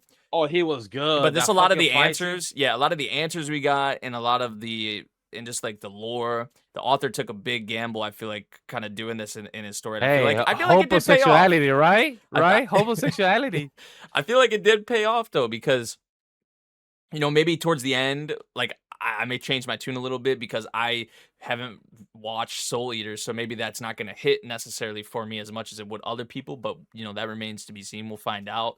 But yeah, I've been enjoying this part quite a bit. So yeah, I would say like the top of B, and Vash said A. So we're compromising a little bit, I would say. Hey guys, we always compromise relationships, all right? We understand that that's a valuable lesson. Ooh, Some just to be this- A, 'cause I do B. This is an interesting good. one. This is an interesting one because I feel like if we're talking like early on, I probably would have been like in the A tier range for Or you know what? Shibuyugi. Well, notice. Even more Mhm. different. If we were talking cinematography, Oh my Oh, god! yeah, yeah. Fuck direction, you, the Grem. It's way up it there. was You're put literally in my together, mind. Yeah, yeah. You're in my the mind. music, the OST, how everything's put together, shot placement, It might and be up here. how Shit. it would be an S tier. S It tier. would be. 100%. But we're talking about the whole series. Yeah. So Gremlin, you was literally in my mind. I was about to bring up two things. If we were gonna have a category of just by artistic style and cinematography, S tier. My second thing this is the top of the season. Like if we were Yeah. just looking at that. of 100% of the artistic value and how it tells the stories, the cinematography, and everything else that you mentioned already that I don't need to repeat. But the second comment I was gonna bring up is that what I've noticed that we kept harping up during our tier list ranking is that a lot of these shows kind of died down in the middle and then pick up at the very end. Yeah. Yep, This that one was too. this one. Yep, and Like literally, this was one of them. Like I said, if it was like if we were talking about the very beginning of the series, if we were talking about like even how it left off, I feel like the very last episode or so, like this would Yeah. probably would have been in like A tier for me. I don't know if I would have went as far as S tier. S tier in terms of like the things Gremlin was talking about for sure. Like this is one of the better things of this season in that aspect. But like we talked about it. Once it turned into a thing that was more like you had a central antagonist and it was like taking on this antagonist and it became less about the game, I feel like themselves. And it just more about mindless and senseless killing. It Yeah. just got less fun. Yeah, once it kind of went that direction, I feel like I started to fall out a little bit with it for sure. Same. I So felt really hard actually. Like yeah. I'd have put it at a D at a point in the series. Like it was really losing me. Like Yeah. Like D for dropped, honestly. Like I was getting ready, you know? yeah. I mean, as a whole, I'm in this like low B. I would like maybe like the top of C, low B is probably where I'm at. Like honestly, I enjoyed it probably about the same as like something like Tamon's B side personally, for me. See, it's hard for me because Tamon's B side, Territory Defense, and Hana Kimi, they're all really close for me. Mhm, And like hell, even Kunan is all really close for me. mhm. And they're in like different tiers and they're like pretty far down on some of these Yeah, tiers. some of it got mixed up because I don't know what was going on Yeah. with it. I was trying to put certain things somewhere and then it just like moved the other ones. I'm just like, I don't know Yeah. what's going on. But So that's I why, don't- so much. yeah. It's really hard with Shibuyugi for me. I don't know. It is hard. Like when I saw it was the next one up, I'm like, ooh, this one's gonna be interesting because Yeah.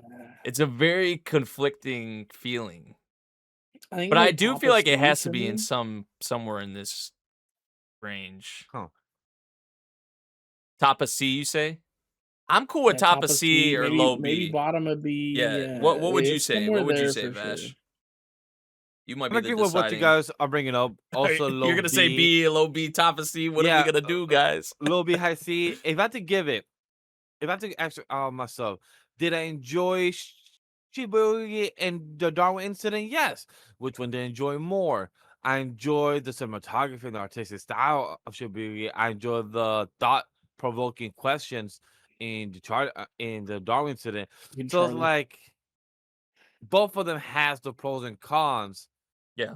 But I know I enjoyed Tamon B side more than both of them because it was the fun, the music, the characteristic.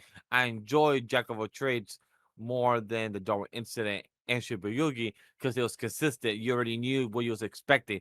But with Shibuyugi, you saw the artistic style and the cinematography, but that's all you could hold on to it. There was no more substance in the middle that kind of died down for you until the very end to pick it up. Mm-hmm. So with Shibuya, I have to say is right before the Darwin Incident, like right at the end of B. I'm cool with that. I'm okay with that. I'm cool. I personally enjoyed it more than I just want to make it known. I enjoyed it more than Darwin Incident, but I'm cool with bottom of B. I did say that bottom of B, top of C. So If you want to put it right above the Darwin Incident, I'm okay with that. I'm okay with right above the Darwin Incident. I'm not. we can leave it here. I'm cool with that. No. All right. Moving on. Fearing, let's go S tier. Let's finish in Frieren, S tier. season It's not 2. S tier. See, I agree. I don't think it's S tier. I I'm personally, standing firm on that. I think like, it's- I think it's- not yeah, S. I think it's an A for sure. A tier, Still, A tier, 100%. yeah, I think it's an A tier. Still, but yeah, not as good as season 1, in my opinion. No. It wasn't as many episodes of season 1. Straight up. well, yeah, not at all. I think JJK's above it. Really? I think Yeah. JJK's above it for me as well. Yeah. Okay. I personally don't agree, but at least it's an A tier. You know, at least it's an A tier. Yeah. So, okay with well, this. yeah. I'm What would okay you with What would this. you guys say about? Do we have any like thoughts about this season? I feel like My I final think the thoughts most hyped for moment. sorry about that, but my final thoughts for Furin is that it's a very solid, short 10-episode season.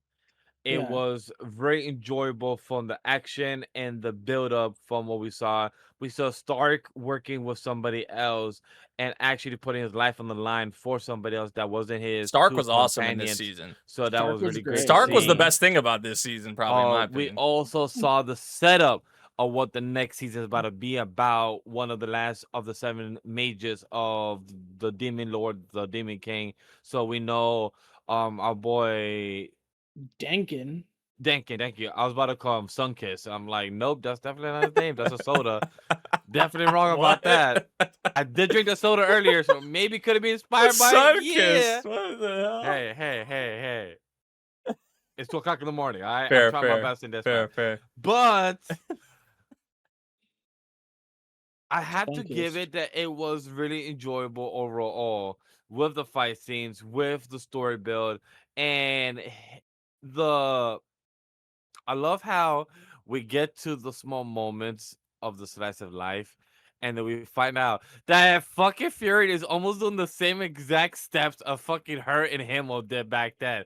They were in the same exact sunrise moment when it came to the iceberg of the flower or stones, I mean, snowy they've been doing stones. that since season 1, right? Like, Yeah, that's but kind it's of just- the whole point, is that she's Ye- reliving the journey, right? Yeah, it's just ironic that also the same exact spot of the sunrise is the same thing that they was broke back then and need to get some extra funds.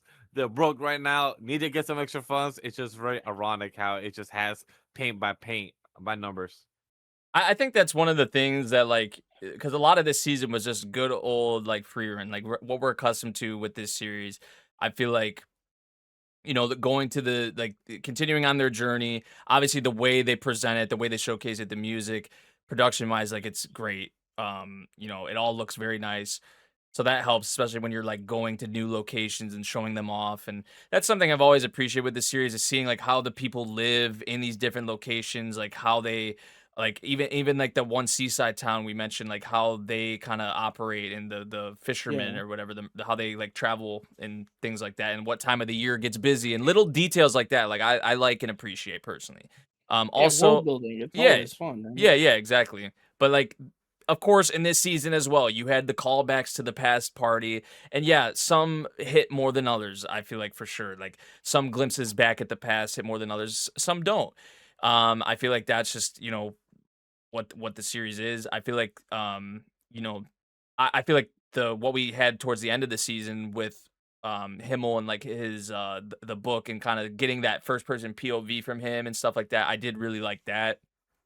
There were numerous instances where I did like the little callbacks and stuff, like the one with them running away. That was like funny to me for sure. Some more comedic, I would say, but some more like serious and kind of hit at the heartstrings a little bit. And then, yeah, like I said, some that maybe just didn't really hit at all. I've always, more often than not, really appreciate the little callbacks. I know some people may be like, "Oh, it's just the Himmel every time," right? I feel like it does, like it is sometimes more about the whole like party and whatnot. But yeah, Stark, like I said, he was like probably the highlight of this season for me personally. Like I do agree. Yeah, I really love the Stark content. For sure. The season left off with a bang with I forget the characters' names. Denkin. No, not Denkin. The duo that got sent in by Sari. Yeah. I forget their names. Oh, it's the tip of my tongue. Oh, Method and Genau. I had to look. Yes, Yeah, nice, Genau. nice. There you go. Yeah, like some of the dialogue with them, I did like, especially Genau. I feel like in Stark, I was a fan That of whole that. dynamic was Yeah. really good. Yeah. Yeah. So like, yeah, How Fern was jealous for fucking Method. yeah, yeah. She's like, hey, I see that you need a priest in your party. She's like, Fern was like, no. Fern was like, I'm sorry, but I can't approve your request to join our party. And Method was, why? Because Fern don't look very happy around you, and I can't have that. Mm. I And we're mean, she says that, but realistically, it's because of Sign, right? yeah. And we're He's slowly our but boy. surely building, obviously, the Fern and Stark. I feel like that's not obviously a main focus at all, really, in the series. But like it is, you can kind of tell slowly building. Like we had the whole date thing, and yeah, people shit on it, and it wasn't really much of a date. Like it was like Stark kind of dropped the ball. It's Stark. It made sense. Well, why he did, especially the way he went about it. I feel like it was a big learning experience for him too, because he was just kind of listening to whatever Frieren told him, right? I did like how that left off though, right? With like the bench scene with them. So I feel like building that up as well, because that's something I know we all want, and it's probably gonna take a while. It may have not even happened yet, but it's not even the main focus, so whatever. But there's also that, yeah, not as enjoyable as season 2. It didn't have it did have some high moments, but I feel like season 1, which granted it had a lot more content, it did have more peaks for sure. But it was just what you come to expect with Frieren. I feel like that's really what this season was. I am excited for the next part, especially with how this season left off. So A is accurate for I think we're all actually in agreement on A, right? Yes. Yeah. All right. Perfect. Moving on now. We got the Invisible Man and his soon-to-be wife, which is probably my second favorite just romance series of the season, I would say. So, I mean, just for that, I would probably put it like top of B, low A. What do y'all think? Because I know we said best couple. We did talk about that last week, and I think we were in agreement on that they're the best couple this season. And I still would say that. I would still stand by that. Yeah. But that's not the show it's in its entirety, right? Like that's not everything. So I would say low A or high B. I really did enjoy this more than I thought I was going to. Just Shizuka and what's his name? The Invisible Man. I don't know, man. Yeah. So honest so many with you, I don't shows know. and it's late. But no, Yep. Shizuka and the Invisible Man, just their like dynamic, their moments going out together and getting more accustomed to each other, their communication. I feel like how like they're adults, right? So hopefully they would communicate, and they do a good job of that. Yeah. I'm happy about that. Thank you. And yeah, it was super wholesome. I did like the office dynamic, some of the bit we got with some of the other casts, but really it was Shizuka and the Invisible Man. Like they really Akira. They really took they really took it all away. So yeah, I mean just solely for that, I would say high B, low A personally for me. What would y'all say? Or whoever else is I know Grem has watched. I don't know. Vash, did you watch? I think you said maybe you're gonna watch with your girl. I don't remember if you did or not. So, I just asked wifey, and she said that she rates it as a C. Okay. I have to agree with her as well.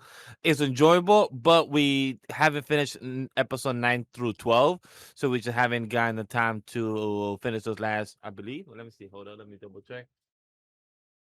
Yes, actually, it's incorrect. We haven't finished the last 5 episodes, so episodes 7 through 12. Okay. I'm willing to split the difference. Middle of B. Middle of B. I'm cool with that. See, I would put it We'll above split the Clear difference, Moonlit Dusk. I mean, what do you think about that? I would put it above Moonlit Dusk just to put it as well. I would agree. I know you would. I don't know. It's hard. That's like really hard. Mhm. Like it's close. I think it would probably be. They're completely different products, you know. I think it's above Gnosia for sure. Yeah, 100%. It's above Tamon in my opinion too. I'm okay with that too. I mean, it's already above. Well, yeah, Tamon, yeah. So. Well, I know I'll some put of it the things above- got shuffled a bit, so I'm just I put it right Yeah. before Fire Force. like after Oshi No Ko. You can't put Wait. Oshi No. You didn't watch Oshi No Ko, bro. I wouldn't put it above Oshi No Ko probably. I mean, it's kind of close though. Yeah, I think I would think put it right there's here, good. but I'm cool with. I'm not Yeah. gonna really complain or Yeah. make a I mean, argument about it. considering they rated it C, I I'm say curious. somewhere in the I'm middle curious would actually be- where Neko would Yeah. put these two, actually. Yeah. So I'm cool right there though. Yeah. All right. All right. Ooh. We're on our last 3. Medalist season 2. Are we feeling the same as we did season 1? Because I think all of us were S tier on season 1. Would you say that about season 2 though? Would you say, because I think we're all gonna put it at least an A, at the very least an A. I'll put in A, even though I haven't finished the last 3 episodes because of fucking me being lazy through VPN and everything. I just haven't made the time to use my VPN to go to check to the Japan site and everything. And the English dub has been behind for fucking trash, and the US doesn't want to update it for some apparent reason because Disney Plus would like to be weird when it comes to their weekly streaming anime. You know, they're weird. I don't know about Sentence to be Hero. I think Yeah, Sentence to well, Be I'm Hero, just bringing it up here. What do y'all think? Because I don't, enjoy JJK I don't think more than Medalist for the season. And Furin as well. I enjoy Furin and JJK over Medalist this season. I think it's above. I'm not I as think high- Medalist is above Free Ren. Yeah, I'm not as high I on think, like, right season there. 2 as season 1, but season 2 still was very good. Like a Same. lot of it was training, right? I mean, we did get the Yeah. performance towards the beginning of the season. Also, it was a shortened season. That is worth mentioning as well. Yeah. Like the performances towards the beginning, some of the ones we saw, especially like with Inori and some of the other competitors, was like really nice. But I feel like a lot of the second half has been kind of training and refining the craft and trying to take that next kind of step for Inori, right, to compete with Hikaru and stuff, you know. So To like talk about like a train, it feels a lot like during the summer or whatever in Ace of Diamond when they're, or like, is it spring where they're training the whole time before they go and actually go to a tournament, or like winter probably when Yeah. they're training the whole time and like they're always in the Practice training games camps that, and like, practice yeah. games and yeah, that's what it felt like to me. Mhm. So like I get that. I think Free Ren and it are like, a bit interchangeable. yeah, Mhm. I would agree with that. it's somewhere over there. For Yeah. sure. I'm cool with that placement. Yeah. All right. I think Ne- for the memes, I have to say You have to say what? Uh-oh. Did we lose him? He had to say something, and it was like, we ain't gonna let you say that. above. It's above Free Ren. Nah, am I here? Hello. And now you're here. Now you're Oh. here. Oh. Now you're here. Okay. You're I was gonna say, for the memes, I think I have to say above Free Ren because that's my MO. I mean, no, I actually agree, though, honestly. I would say they're pretty interchangeable. I wouldn't really care if you Yeah. put one over the other. I do agree that that's a good spot. Yeah. That's a good Yeah. spot. All Now, right. Vigilantes, where are you gonna put this season, Greg? B. I want to ask first. Because I know he's been very off on for the season. B. Yeah, so have I. I feel like it's been pretty... B, I'm cool with B. I'm a cool B. I'll say right before Fire Force. No. I enjoy I more than wouldn't- Jack of Trades. I enjoy more than Invincible. Maybe, like, right here? sorry, Invincible. Yeah, and that's what I'm WY. thinking. That's what I'm thinking. I'm cool with okay right with here. that. I Okay just with feel that. I'm like... cool with that. I'm trying to... Like, the Eraser backstory, I liked a lot. I really love the Eraser backstory. I really hated the first couple episodes. Yeah, though. it did start off Like slow. We talked about just that. Really weren't. We didn't even have it feeling as a main so thing good. sometimes Yeah. at the beginning of the... Because I feel like Vigilantes, even for season 1, I feel like it was always like a It was staple. all staple, and Yeah. we had, I want to say, more than half of the season we didn't even talk about it. Yeah. I mean, they phased out Knuckle Duster. I know they did. Yeah, they did bring him back. But But then they brought him back in the most recent episode. It's like, holy shit, Yeah. you know, he's kind of a badass. they're giving us him love in it. doses, very Yeah. little like doses. And but then he's still fighting. But by the time you guys are watching this episode of the podcast live on the premiere and ending, the last episode of Vigilantes already premiered. So we will see and come back to you if we're still satisfied with the placement or Graham will be shit talking on the next episode. and And our some of- venerated Captain Cumshot I was just about to say, really came in and like he really made me understand why he was such a high place hero in America, you know? Mhm. Like he was kind of a good character. This like if you guys don't know, the whole meme of calling him Captain Cumshot is because of how annoying he was in season 1. yeah, he grew on me a lot. and He did grow and on me like quite a the bit. name Captain Celebrity is such a stupid name. And like he was a playboy and like we just really weren't high on him previously. Mhm. So like that's where the name originates from. But like I feel like in this season he really became what's his real name? Like I think it's Chris? He really became Chris. You know, and like learning more about Chris was cool, you Mhm. know? Yeah, I did like the stuff with him Like- and his wife and all that too, like Yeah. that.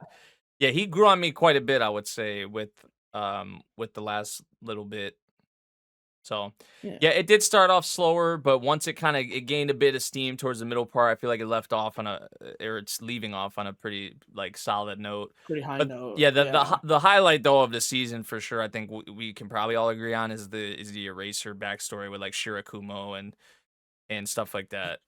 Even So- if I memed the whole time it was coming out, shame he's gonna die, because you know My Hero already Yeah, we went already into knew. that. Yeah. We yeah. already Yeah, knew. it's not like I was watching it while I was doing some laundry and all I kept hearing on my ear was like he's gonna die and I'm like it's not like I didn't read his arc, guys, but still just kept hearing like it's not like he's gonna Too survive bad this he's gonna fight, this die, flashback, right? guys. It's not like he survives this flashback, right, guys? And I'm like, my God, trying to fucking do my laundry, trying to fold my fucking clothes.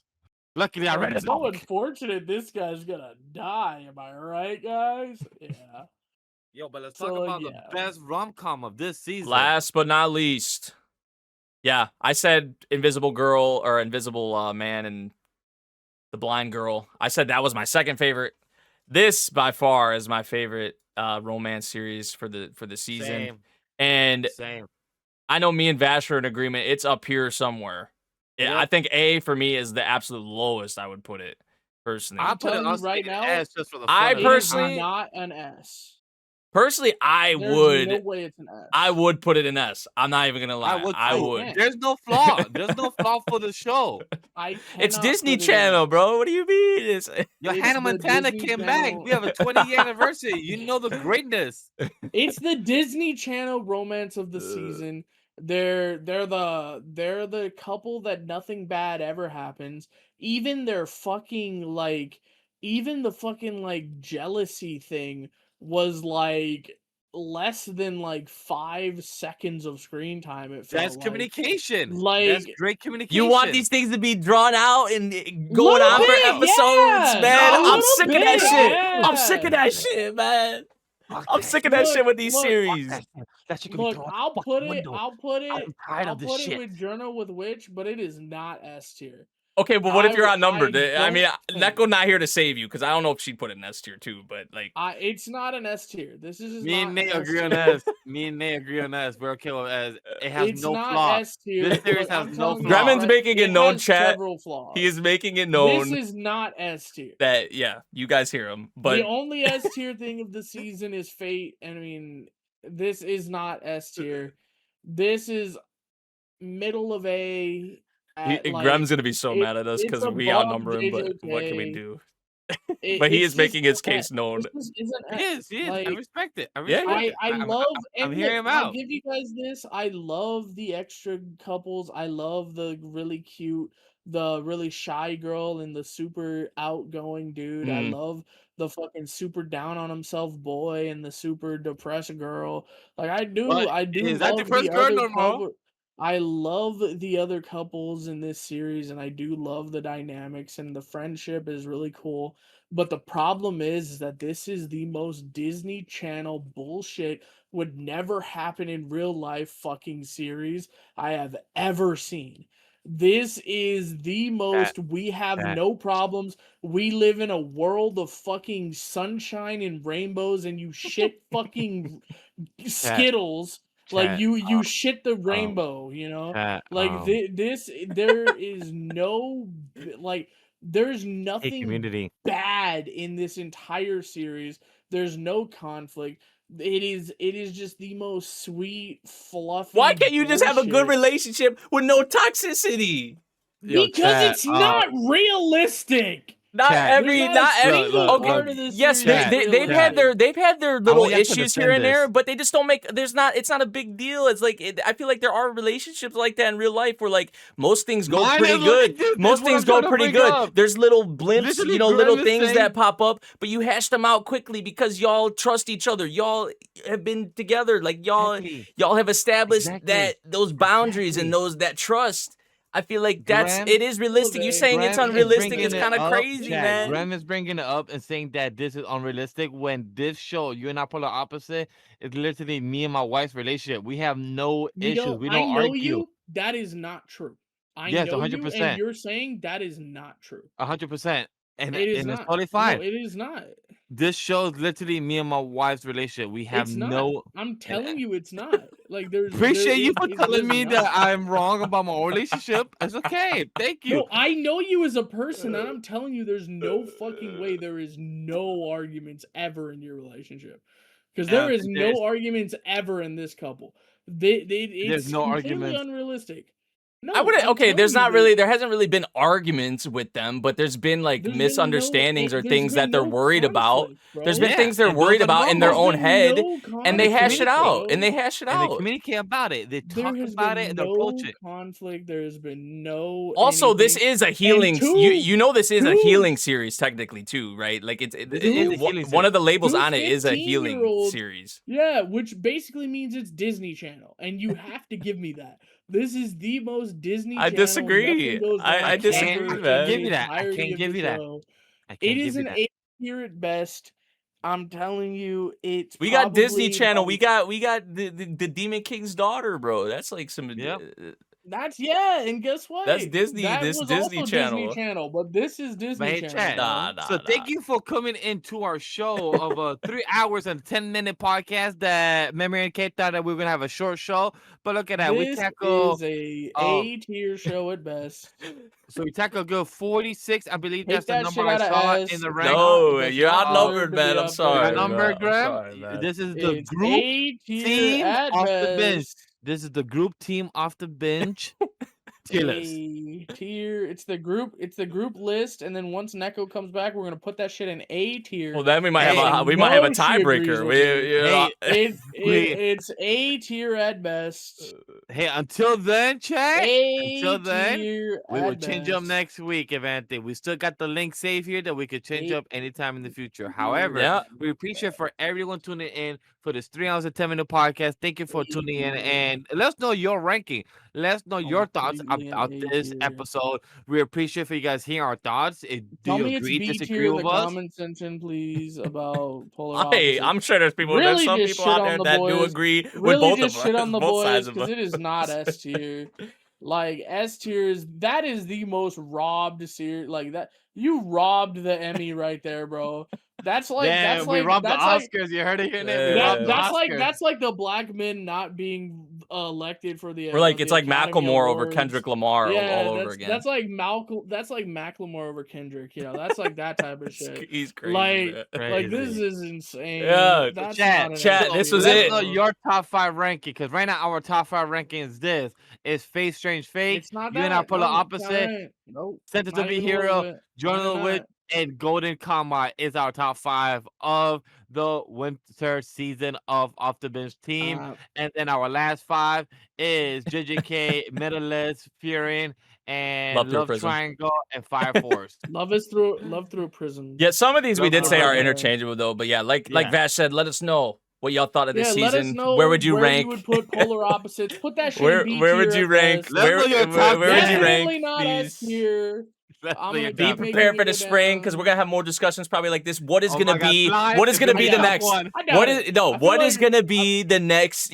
Feud, right? Because we had Gachakuta, Togen Anki, we had Polar Opposites, and in the Clear Moonlit Dusk. What is gonna be the next feud? What is gonna be the next? Battle, We man. have to find this next a season. bookworm. Bookworm is And S, by the way. It I'm won't telling be you with right now. it- I'm calling my it- shots. I'm calling my shots. S tier is bookworm. What's Hey, up? I mean that's not really. I don't envision that being a fight though, because I feel like we know ReZero is gonna be heat, Slime's gonna be heat, Bookworm. I hope it's gonna be heat. I'm taking Gremlin's word for it, especially with Yeah, where me it's too. going. I'm But trusting. no, I think it's more so gonna be with original stuff, right? What are gonna be these two originals that we're gonna kind of feud over? Oh, I Yo, wasn't it'll be arguing. something. I wasn't The arguing. game of That. the I'm just Shadow saying I'm Realm. calling my shot. Hey, right now. Hey, like Babe Ruth, call your shot. What's gonna be S tier for next season? What? Slime. Call it Slime. right Yeah, now I before mean, the I believe season in starts. it. Slime. I believe in it. My I'm telling goat. you, Slime's gonna be an A. All right, at the very Oh, most. All right. I believe in Core 1, though. Me and Wifey are going to watch it just because I'm watching Wifey. It's going to I add feel the like there's extra gonna be love, so more in I'm to S tier. There's gonna be more in S tier Yeah. for the spring Yep. than we So, got here. yeah, here we have 2 as a team. Next season, we What's have maybe 5. What's your shot, Nate? Call your Akane shot. Banashi. What's gonna be an S? Akane Banashi. Oh, really? Okay. Yeah. Calling your Banashi. shot. Yeah. You know All what? Hold on. right. Right before we officially end it, I'm going to look at my thing. I'm going to give it Slime. I'm going to also give Hey, we're just asking for one. No. I'm gonna give a second option. Demons of Shadow Realm. I'm gonna give it S or A. I believe in it. Okay. So Yeah, that- I didn't want to Akane Banashi maybe an easy one, at least for me, but I feel like maybe a lot of other people wouldn't say that because I feel like ReZero might have been an obvious one, so I'm just yeah. Yo, Graham. I mean, Yo, Bookworm. Graham. I feel like Bookworm is not an obvious one. I feel like that's a. Well, maybe not for me me. bias all Yeah, the yeah, way, yeah. you Maybe know? not for me. I wouldn't Graham. say. I have a question for you specifically. Where do you think T-Bag is gonna be for the season core 2? He knows the content, so maybe content-wise will bring I it up know. a little bit. I know that's what I'm saying. What do you think will be? What is maybe improve animation? Maybe. What do you think is gonna land? If it stays the same as season 1, it'll probably be like a C. And if it slightly is- improves? if it's better, it could be up to A. Ooh, okay. All Like right. there's some really good content being covered this season. It's just Other aspects. yeah, there has to. You know how Shibo Yugi got a little bit of a bump because of all the pretty and cinematography. I'm just saying It's the I think reverse for T-Bat's gonna T-Bag. get yeah, It's exactly. a reverse. It's gotta dock some. It's the fucking points on content. that It just looks shit, like man. ass, and it's presented like Yeah. ass. So but- chat. Yeah. With that being the case, hopefully you guys enjoy the podcast, our banter, our discussions. We gave you a little extra. disagree and agree. Right. We Please went tell longer me on where our you're gonna rambles. put polar opposites. Tell me it's gonna be at least C tier. Like Man, at he went most from C A to tier. B to C. He be like, man. Yeah, I'm trying I'm just to gonna keep outro. I'm going trying to down, outro. honestly. How many times you gonna Maybe bring the? put it I'm in the trying to trash segue tier. out of the Put show. it in the shit tier, honestly. Put that shit He's like, put it below in D for everything. Disney. Matter of D fact. for Disney. Yo, wait. D for Disney. All right, wrap us That up. shit's Wrap us up, D. and don't bring up polar opposites anymore. Okay, but anyway, thank you for being here for our tier list. Watch light episode. novels, as I'm where Graham will glad- say. I'm glad you guys came. I'm glad you guys sat through our meandering. I'm sorry we didn't have Neko this time, but she should be back next episode, hopefully. She better be back for for week season one. Yeah, For she week better be one, here. yeah, We're for gonna week kidnap one of her. spring. Don't worry. But she is doing stuff on her Twitch right now, or earlier she was reacting. Put that out right She now. started Arlong Park. So Yeah. if you guys want to watch some One Piece content, Go subscribe to our Patreon. subscribe to her Patreon because she's putting it out. She's doing really consistently, and leaving us behind, hates us now. And also go subscribe to Nate's Patreon because he'll be doing Naruto once he moves to his new apartment. He's gonna do it. He's gonna be doing Magi as well for Majin Slayer. So go check that out. And Vash, go check it out for ReZero and Arumacon. And And then something Oh, else. you should have said during the next ReZero, 3 bro. weeks. You gotta get Gremlin going before we leave Oh, again. don't worry. Other than that, guys, have a good night. Episode 72. We're done with fucking winter season. Also- We're going for Also, spring give season. me Right, we're give done. me We're done. bets. Right. Bye-bye, give me Winter. bets in the. Bye-bye. Give me some bets. No, don't end the recording. Give me bets on the comment section about whether you think he's gonna be caught up before episode 1 of ReZero drops. No. But Give me in the technically- comments, bro. Technically, it was supposed to be week 1 coverage. Now it's technically week 2 coverage. Since No, we're not fuck doing... you. It's No, it week is. 1 No, coverage, it's week bitch. 2. It's No, week because 1 ReZero don't coverage, come bro. I ReZero told don't you come out. All when right, we all start, right, yeah, bro. take bets It's on week whatever. 1 coverage, all right? yeah. Don't fucking come at me. Peace, guys. all right? Bye.